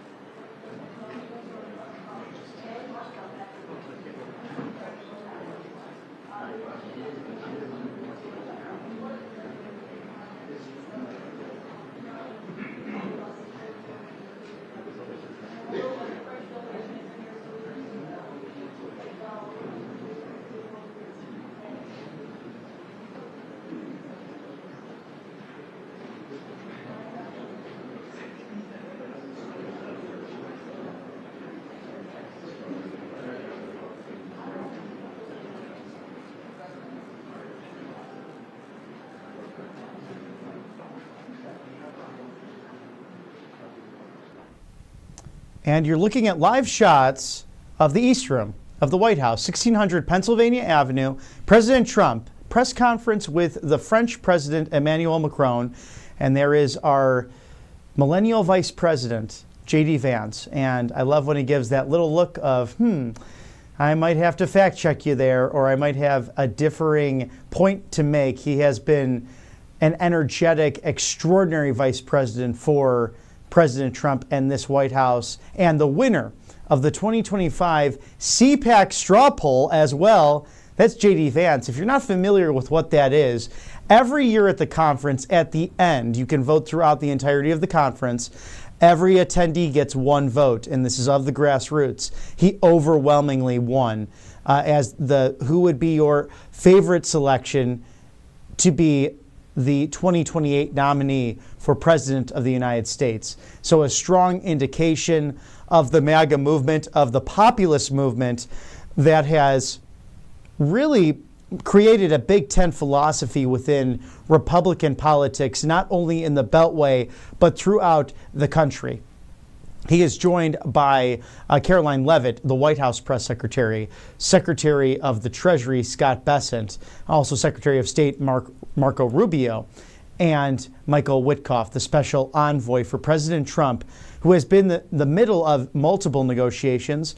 And now, as the press is standing, here are President Emmanuel Macron and President Donald John Trump for a press conference live in the East Room of the White House. We'll take you there now.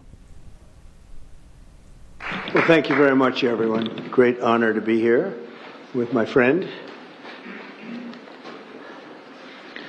I'm delighted to welcome President Macron back to the White House. We've been together quite often, but not that often in the White House. We honored the President, First Lady of France, not so long ago. There was a beautiful evening, and we will not soon forget it. It was a beautiful day and evening, and many fond memories. I also want to thank Emmanuel for hosting me in Paris last December after a historic election win to witness the reopening of the spectacular Notre Dame Cathedral, where you did an outstanding job in bringing it back together. That was a sad day watching that burn, and 5 years later you had it up, and it was, they say, more beautiful than it was before, so I think that's a great achievement. That was not easy. France is America's oldest ally. Our cherished partnership has been a force for freedom, prosperity, and peace from the very beginning. We're now working on some very interesting developments. One in particular, as you know, the war between Russia and Ukraine. In the American Revolution, French support helped us to seize our destiny as an independent nation. In the First and Second World Wars, our citizens shed blood together on the battlefields of Europe. And I'll never forget joining President Macron 6 years ago on the 75th anniversary of D-Day. That was some day. The purpose of our meeting today is to end another battle, a really horrible one, a war, something that we haven't seen since the Second World War, that is ravaging European soil, the deadliest and most destructive conflict that one can imagine. I've seen the pictures, I've seen the satellite photos and lots of other photos, and it's a horrible thing that's happening. Thousands of people are dying a week.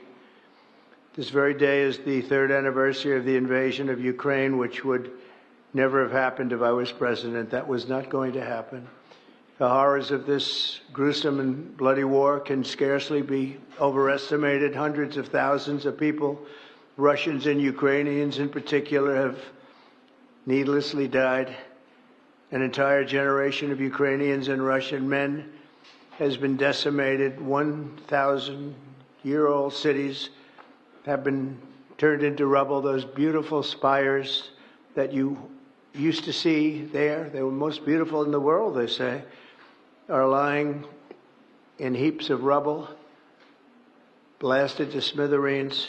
It's time to end this bloodletting and restore peace, and I think we're going to do it. We've had some great conversations, including with Russia.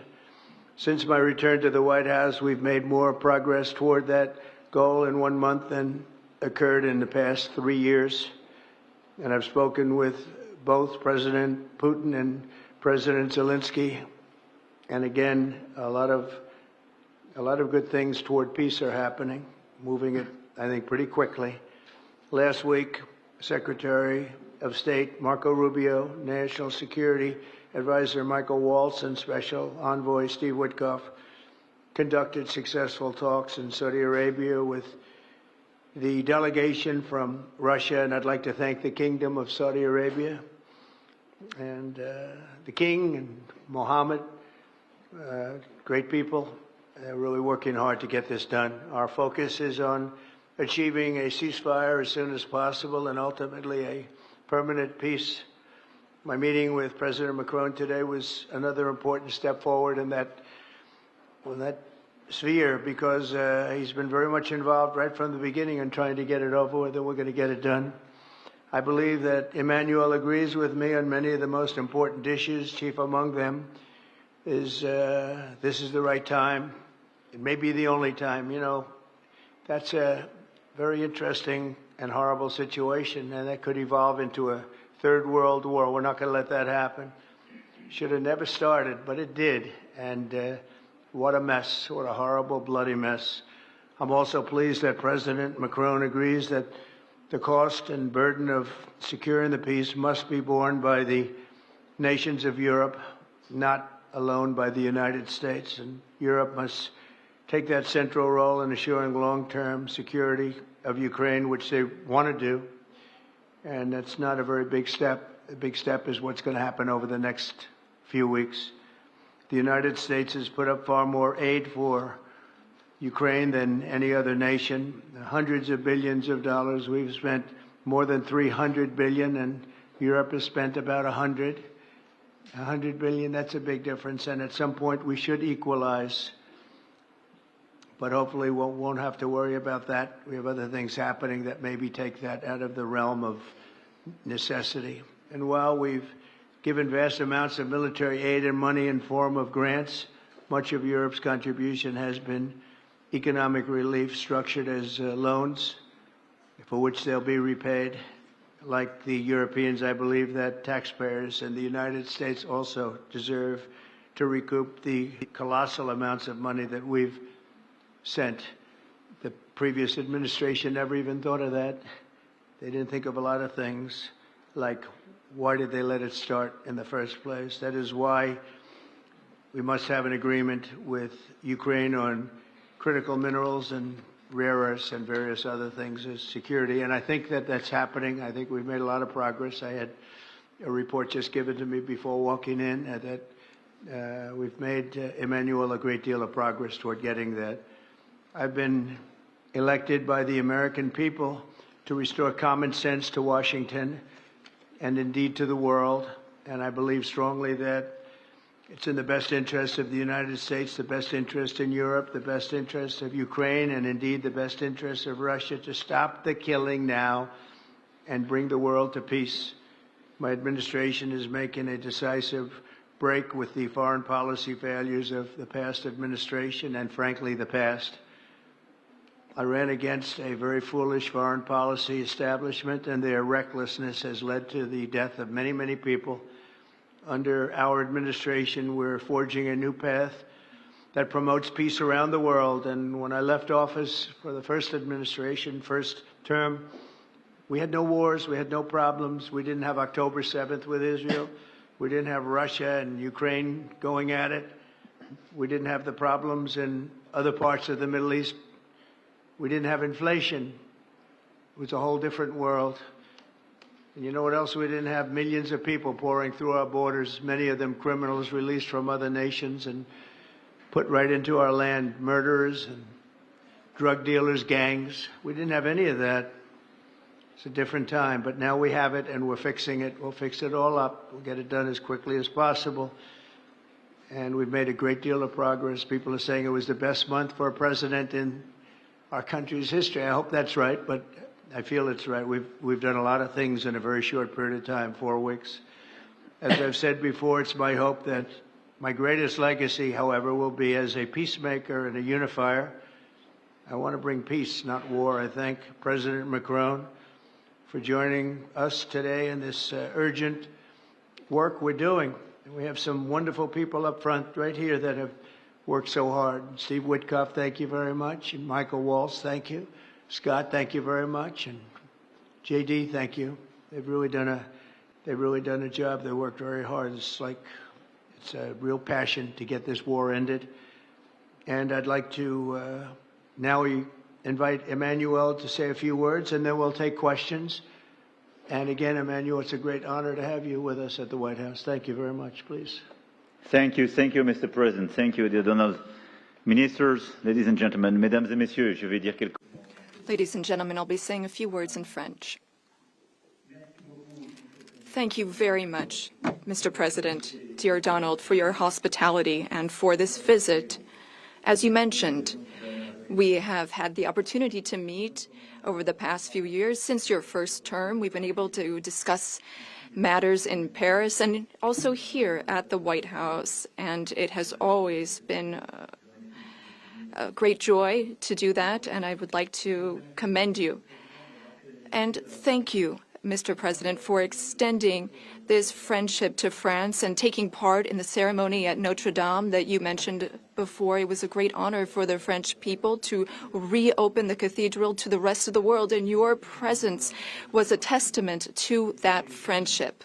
As the President said, this friendship dates back to the Revolutionary War, since the beginning of the United States, and whenever we've needed to, we've been able to come together and be on the right side. We've been able to be united to defend peace and sovereignty, namely in the two world wars that marked the 20th century, from Lafayette to Pershing and to the many Americans who landed on Omaha Beach. And we spoke earlier before, and you mentioned that one of those gentlemen was able to visit you here, one of the veterans.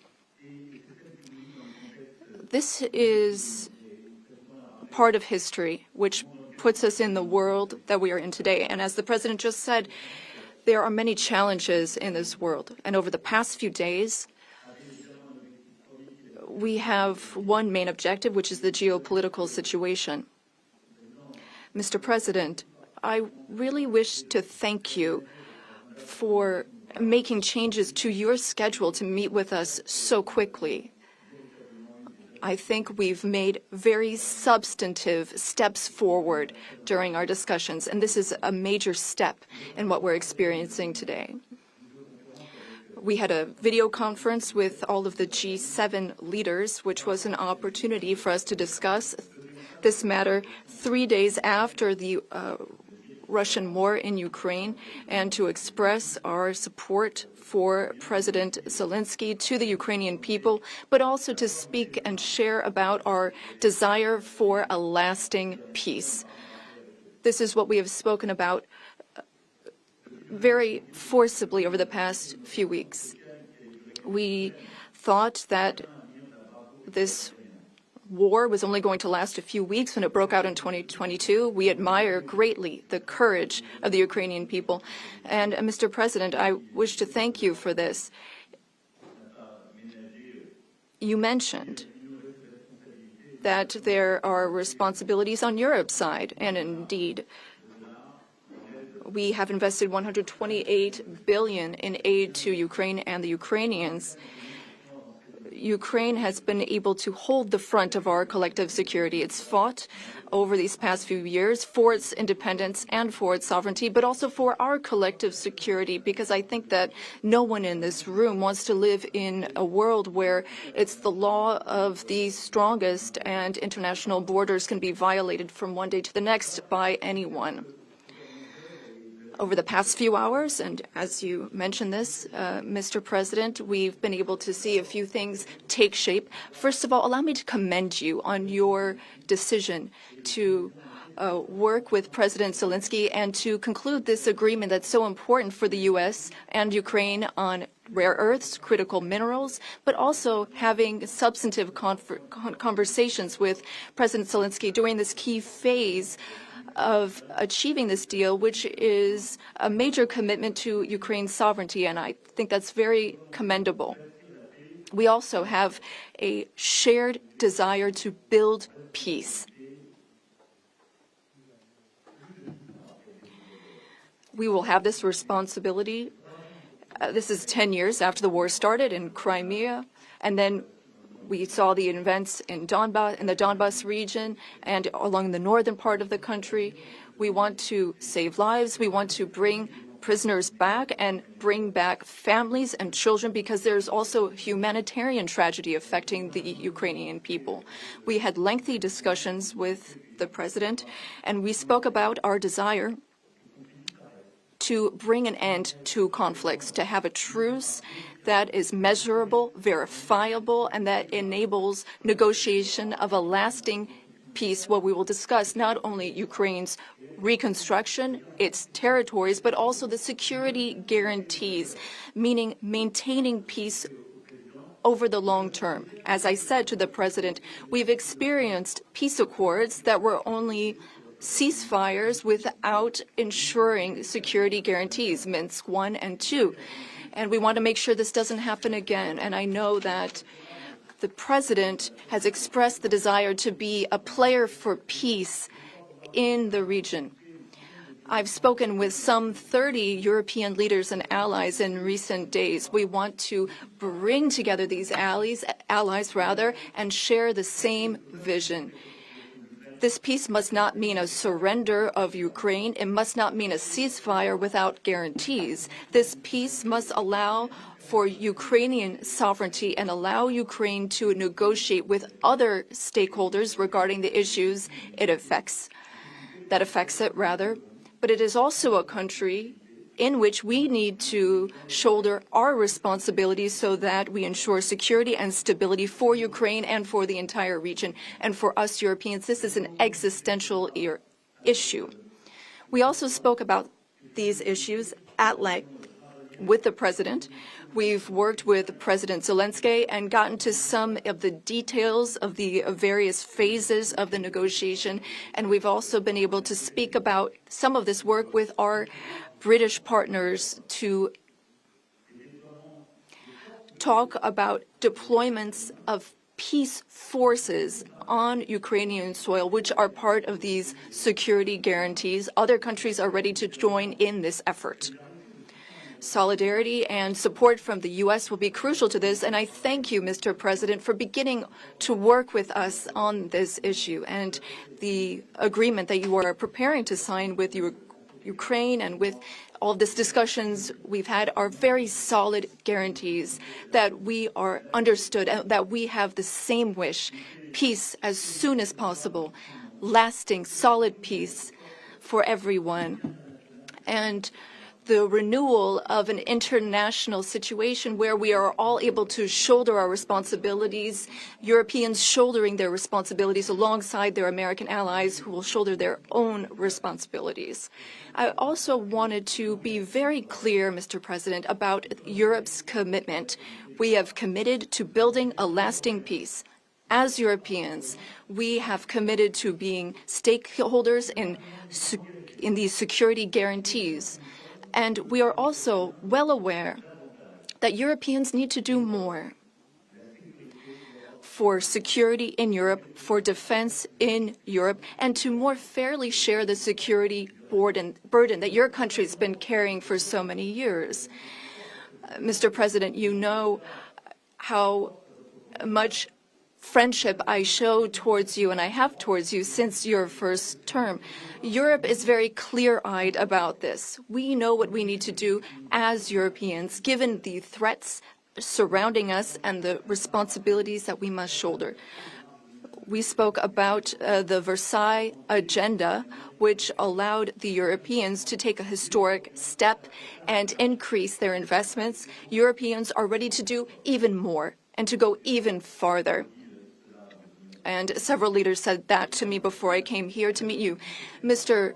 President, dear Donald, you spoke about this peace through strength. We fully share that because we must recognize the sacrifices made by the Ukrainian people and what we owe to them. The President and I also spoke about economic matters and our desire to see more prosperity in the United States and in Europe. We had discussions which will be carried on by our teams, our ministers and secretaries, to flesh out some of those ideas. But the idea is to have fair competition and no bias within competition between our industries. Now, the American and European economies are extremely intertwined. Some 1.5 billion in trade, trillion rather, in goods and services, and I know you've spoken about wanting to look at the balance of payments. We also have a trade deficit, and I know that we need to look not only at goods, but also digital items and goods which you export. And we want to make a sincere commitment towards fair competition where we have smooth trade and more investments. You already invest a great deal in France, and France is the fifth largest investor in the United States. And I would like to recognize here all of the American investors who announced investment. And I would like to recognize here all of the American investors who announced investments. Some $120 billion that were announced at the AI Summit.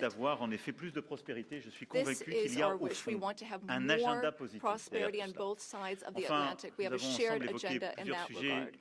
We also spoke about the Middle East, among other subjects. And here again, we have the same desire. We don't want to see Iran obtain nuclear weapons. We don't want une approche avec les partenaires de la région en qui nous avons confiance, qui permettent justement de cantonner les activités nucléaires iraniennes, de pouvoir limiter ses capacités balistiques et de réduire ses déstabilisations régionales. Et sur la Syrie et l'Irak, nous partageons la même volonté aussi de ne pas voir les groupes terroristes islamistes reprendre de la force, retrouver de l'activité, parce que depuis des années, nos armées sont avec courage engagées dans ces pays, dans l'opération Inherent Resolve, dont vous avez le commandement et à laquelle nous contribuons.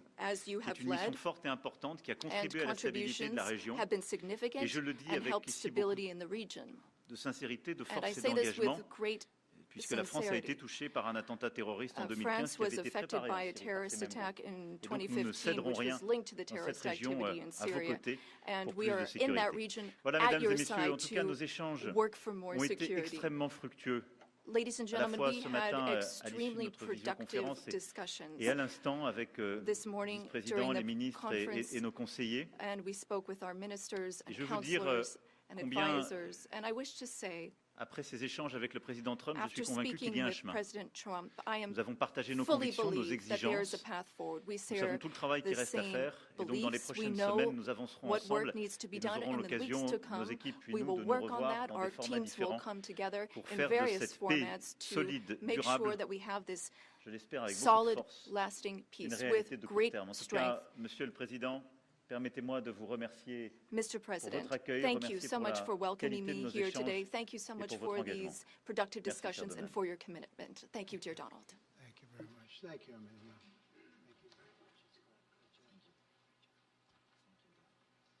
Okay, thank you very much. Brian, would you like to ask a question? Go ahead. Welcome, President Trump.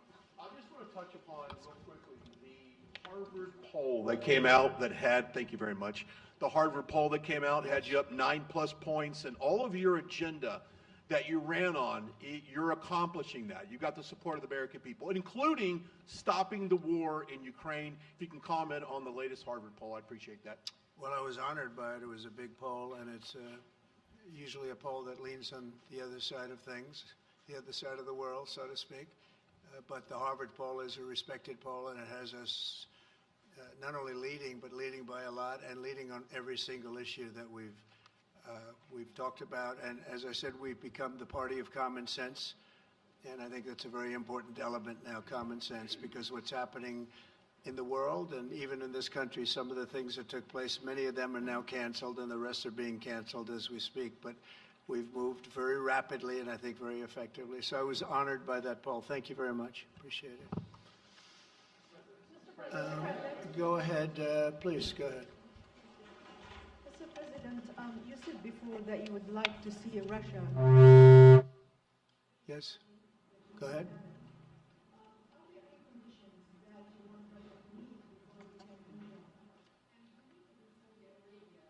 With you meeting in Saudi Arabia with President Putin, will that happen regardless of any progress on the Ukrainian file?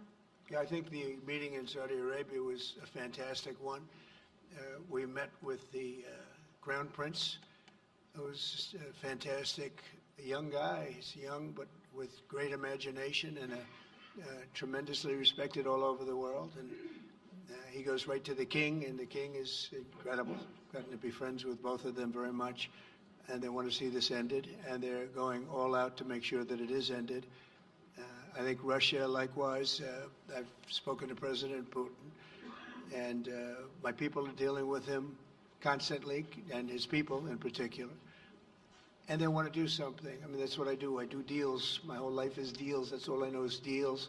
And I know when somebody wants to make it and when somebody doesn't. I will say this, before I came here, there was no communication with Russia whatsoever, and Russia wasn't answering calls. They were not talking to anybody. They wouldn't talk to anybody, and people sort of accepted that as being that they want to go forward and just keep going without stop. But when I got here, one of the first calls I made was to President Putin, and we were treated with great respect, and they want to end this war. So that's a big thing, because I didn't know if I could say that, but it's a big thing. They want to do it, and the group in the front row that I introduced, they're all very active in it, and we're working on deals right now, transactions right now, and in particular, the big one is to get the war stopped, whether it's ceasefire or direct to an agreement. I'd like to go directly to an agreement, but ceasefire will always happen a little bit quicker. And every day you're saving thousands, or at least hundreds, but thousands in some cases lives. So we want to see if we can get that done very quickly. Yes, for the president, please. Thank you. Correspondent based in Paris. Question for both of you, actually. Mr. Macron, you were one of the last Western leaders to speak to Putin before Ukraine's invasion. What advice, what recommendation could you make to President Trump to make sure that this time you can get strong enough guarantees from Putin to get a peace deal that lasts this time? And Mr. President Trump, what makes you think you can trust Putin in those negotiations? Thank you. Look, I will never give any advice to President Trump. We have friendly and trustful discussion, but my experience with President Putin is the following. Number one, I always think it's good to have discussion with other leaders, and especially when you disagree. I stopped my discussion with President Putin after Bucha and the war crimes because I considered that, we had nothing to get from him in the time. Now this is a chance, there is a big change because there is a new US administration, so this is a new context. So there is good reason for President Trump to re-engage with President Putin.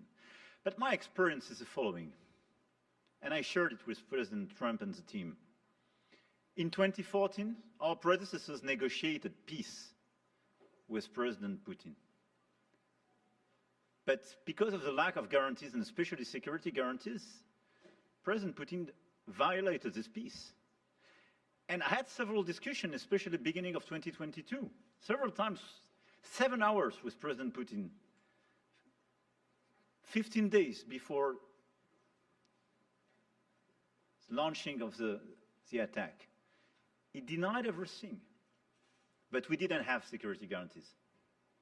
So this is why being strong and having deterrence capacities is the only way to be sure it will be respected.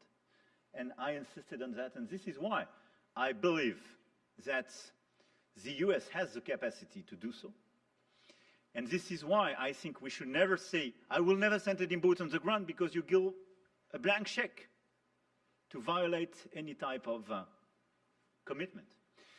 So I think it's good to have discussion. I think it's useful to have negotiation. I think it's super important to go to the peace. But my strong point was to say, let's try to get something first which can be assessed, checked and verified. And let's be sure that we build sufficient guarantees on the short run. And this is where we are ready to be engaged. As for France, a lot of my European colleagues are ready to be engaged.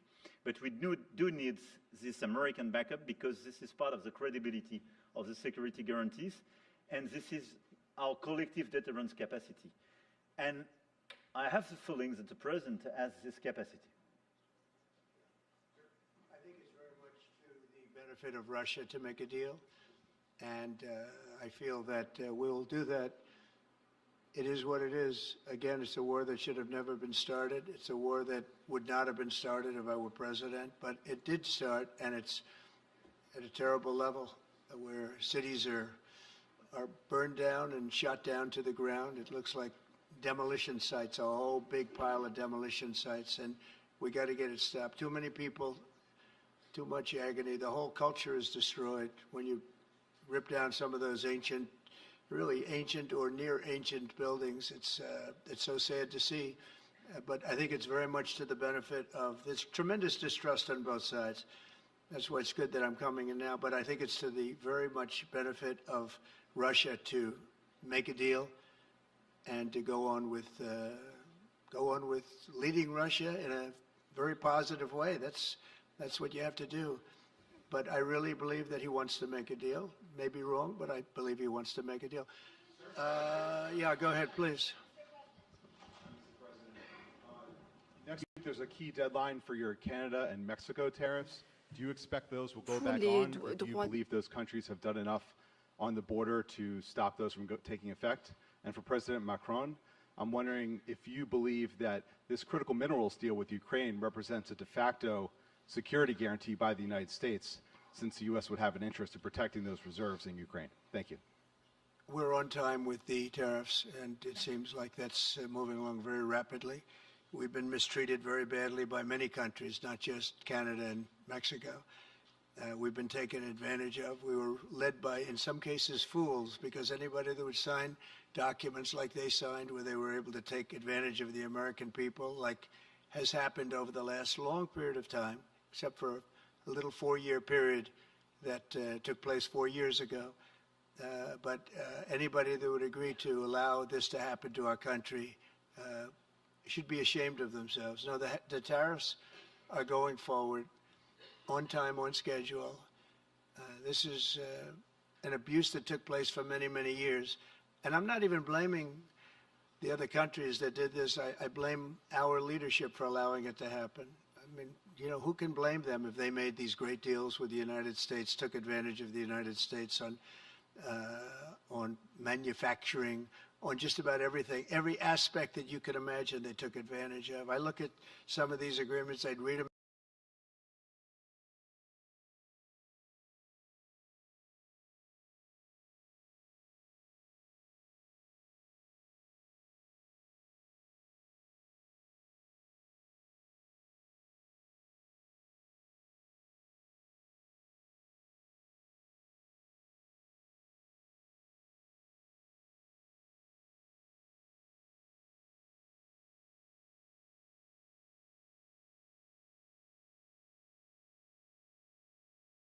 Night, and I'd say, who? The numbers were staggering. It was like 70% to 2%.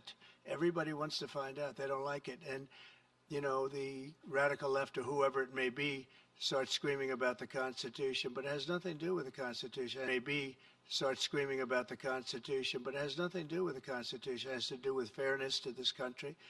It has to do with being ripped off. And when you read the things that all of these billions, and I mean many billions, hundreds of billions of dollars have been spent on, that's all you have to do is stand up here and read them. I could stand up all day and read the kind of things where we're spending all of this money. The good news is that when you think of how rich a nation we can be when we get rid of this, you know, sometimes you'll buy a company and you'll see it was really well run. They accounted for every penny. Well, not much you can do there. You got yourself a bad deal. This one is the exact opposite. Tremendous fraud, tremendous waste. And when you think of what it is, you know, Elon uses an expression, caring. If we had people that cared, just cared a little bit when they did contracts, when they negotiated with outside vendors on behalf of the United States. That's what I'm doing now. I'm negotiating for the people of the United States. So we're doing a great job of it. I will say we found it'll be hundreds of billions of dollars of waste and fraud and abuse. Thank you, please. Look, I think this discussion is a very important one. First, because it's important for the US, and it will be a good occasion for a first very important meeting between President Trump and President Zelensky. Second, I think there is a lot of economic upside on both sides. And third, de facto, there is a recognition of Ukrainian sovereignty, a recognition of the Ukrainian interests, and this is de facto a very important alignment of interests. Now, the security guarantees will be negotiated in due time in a full-fledged package of a peace security. But this peace as it is now written and negotiated, and as this meeting is scheduled, is an important step forward, full-fledged peace agreement.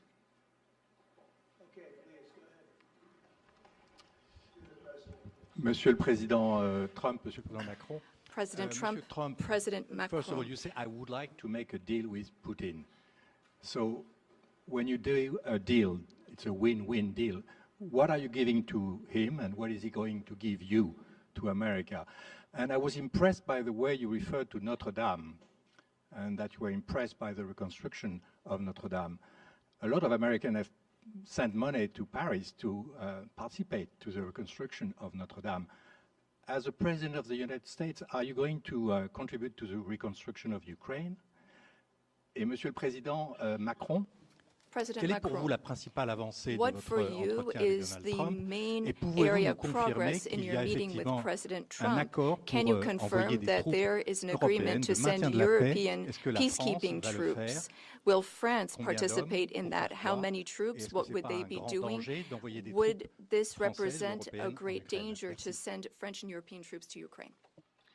Well, I guess it's a little strange question because you ask whether or not we're going to, on behalf of the United States, contribute to Ukraine. I mean, we're in there for about $350 billion. I think that's a pretty big contribution. I do appreciate the first part of your question, however, because I think they've done an incredible job with the Cathedral of Notre Dame. I think the president has done. I know he headed it up, and I know how hard he worked, and it took a period of time, but really not a long period of time considering what that was, so delicate, so beautiful. And I was there, and I saw the work, and I'm very good at construction. I know good construction. I know bad construction. They did a beautiful job, and this man has to be given a lot of credit for that. It's an incredible cathedral. Most people thought it couldn't be saved, and if it was, it would have to be built in a different form, and we didn't want to see a different form. We wanted to see the same form that you built. So I just want to congratulate you. That was an amazing job. I don't think you've gotten enough credit for it. Someday you will. Someday you will. Thank you, Donald. Merci beaucoup. Pour revenir à votre question, je considère que la discussion d'aujourd'hui a été marquée par plusieurs avancées. D'abord, la confirmation, c'était une des choses importantes pour nous. Ça fait partie de tout le travail qu'on a mené aussi avec le président Zelensky pour essayer de bâtir une proposition d'action qui soit acceptable pour l'Ukraine. Le fait que le président Trump a confirmé qu'il allait rencontrer rapidement le président Zelensky pour finaliser l'accord sur les minerais critiques et les terres rares, et pour avoir une discussion d'ensemble dans ce contexte. Ça, je pense que c'est un point très important. La deuxième chose, nous avons, dans le cadre de la discussion, sommes rentrés dans le détail la proposition d'action que nous venions faire, de comment la paix ou une trêve, des éléments concrets, mesurables pouvaient être organisés et comment ensuite on pouvait structurer la discussion. Et donc la France, plusieurs autres pays européens, l'Ukraine sont évidemment maintenant au travail pour pouvoir bâtir ce qui est cette paix durable avec des éléments très concrets dans lesquels il y aura justement les garanties de sécurité, les questions territoriales qui appartiennent totalement à l'Ukraine, la question de la reconstruction, la question du potentiel économique et des minerais rares. Donc là-dessus, on a discuté en détail de ces propositions d'action. Et troisième avancée qui est pour moi vraiment un des acquis de notre discussion d'aujourd'hui et qui marque un tournant, c'est la précision avec laquelle nous avons parlé des garanties de sécurité. Et je pense que le président a eu lui-même tout à l'heure et encore aujourd'hui à l'instant des mots très clairs. Has shown this over the past few days, and he said so a moment ago. We want peace. He wants peace. We want peace swiftly, but we don't want an agreement that is weak. Et le fait qu'il y ait des Européens qui soient prêts à s'engager pour apporter leur réponse à ces garanties de sécurité, et qu'il y ait une clarté maintenant du message américain sur le fait que les États-Unis d'Amérique comme alliés est prêt à apporter justement un soutien, une solidarité à cette approche, c'est pour moi un tournant. Et c'était un des acquis de ce déplacement et de nos discussions. Pour ce qui est des troupes, je vais ici clarifier les choses. On a pu par le passé, en particulier il y a un an, à des fins qui étaient à mes yeux pleinement légitimes, évoquer la possibilité d'envoi de troupes dans un contexte de guerre. C'était pour recréer de l'incertitude stratégique. Là, quand on parle de troupes, on en parle le lendemain de la négociation d'une discussion de paix durable. Et donc, une fois qu'il y a une paix solide, durable, négociée, signée par l'Ukraine et la Russie, dont nous serons collectivement les garants, la France a travaillé avec le Royaume-Uni ces dernières semaines pour dire nous, on est prêts à contribuer. Donc on a eu un plan qui a été discuté entre nos entités militaires pour dire nous, on est prêts, pas d'aller sur le front, pas aller dans des territoires contestés ou occupés, mais à marquer notre soutien pour nous assurer que la paix telle que négociée et signée par les deux parties est bien préservée. Et donc ce sont des déploiements, si je puis dire, totalement pacifiques, non engagés dans des combats, mais qui sont, si je puis dire, des déploiements de force de garantie. Elles sont, par définition, limitées, mais elles marquent une solidarité. J'ai échangé, je vous l'ai dit, avec tous nos alliés. Il y a plusieurs pays européens et non européens qui sont prêts à participer à cet effort. Les uns ont continué à aider l'armée ukrainienne à maintenir ses capacités, à être dans la durée en termes de nombre de soldats ou en termes d'équipement. Les autres, par la logistique ou les capacités sur le terrain, d'autres aussi à venir à nos côtés. Leur question à tous, c'était est-ce que c'est d'accord avec les États-Unis d'Amérique? Le président a eu des mots très forts pour dire oui, et pour même d'ailleurs nous apprendre que dans les discussions qui étaient en cours avec la Russie, c'était acceptable dans les échanges qu'il y a eu avec la Russie. Et donc ça, c'est une avancée très forte, et donc ça veut dire que les Européens prennent dans ce contexte leur part du fardeau, puisque on s'engage, on avance, on garde ce qui est la force de notre alliance à travers les décennies, qui est notre solidarité et du coup la capacité de dissuasion que nous avons ensemble. Et donc non, ça n'est pas dangereux, parce qu'en fait, qu'est-ce que ça signifie? Qu'il y a un accord qui va être signé par l'Ukraine et la Russie, qui a été déclenché par le président Trump, dont nous sommes les garants, et qu'en quelque sorte, si la Russie venait à le violer, elle rentrerait de facto en conflit avec tous ceux qui se sont engagés dans un processus de paix. Et ça, c'est un changement. Ça n'a jamais existé ces dernières années. C'est pas ce qu'on avait fait en 2014. Et donc, c'est ça la vraie rupture. C'est d'avoir quelque chose de solide avec la capacité de dissuasion américaine, la capacité d'engagement des Européens, et quelque chose qu'on va justement organiser ensemble. Voilà. Donc, c'est pas dangereux, mais c'est crédible. Et ça nous semble moins dangereux que des choses qui iraient beaucoup plus loin en termes juridiques, et ça nous semble ce que nous devons faire pour garantir la sécurité. Et je veux le dire ici très clairement, c'est la sécurité aussi des Européens dont il s'agit. Et moi, c'est ce que je dis depuis des semaines. Si on ne garantit pas la sécurité de cette part du territoire de l'Europe, comment garantir notre propre sécurité à tous? Nous vivons à 1500 km de l'Ukraine. Et c'est encore plus près quand on est évidemment polonais ou allemand. Donc c'est notre engagement pour la sécurité collective. Et en quelque sorte, c'est répondre aussi à l'appel qui nous est fait. Vous devez, vous, autres Européens, être davantage engagés. Mais nous, Américains, nous restons en solidarité. On le fait en Ukraine, mais on doit le faire aussi pour notre sécurité collective. Mais la clarification qu'on a eue aujourd'hui pour moi est un tournant.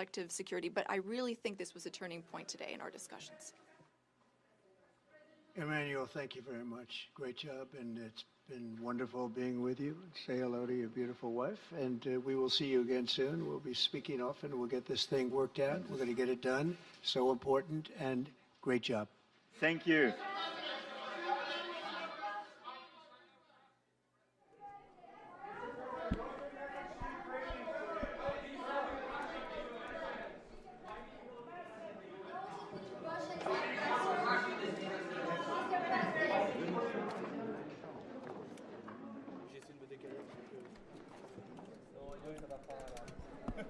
Thanks, Roberto. Yeah, no problem, man. I'll take care of it. Very useful. Thank you very much. Yeah, no problem, man.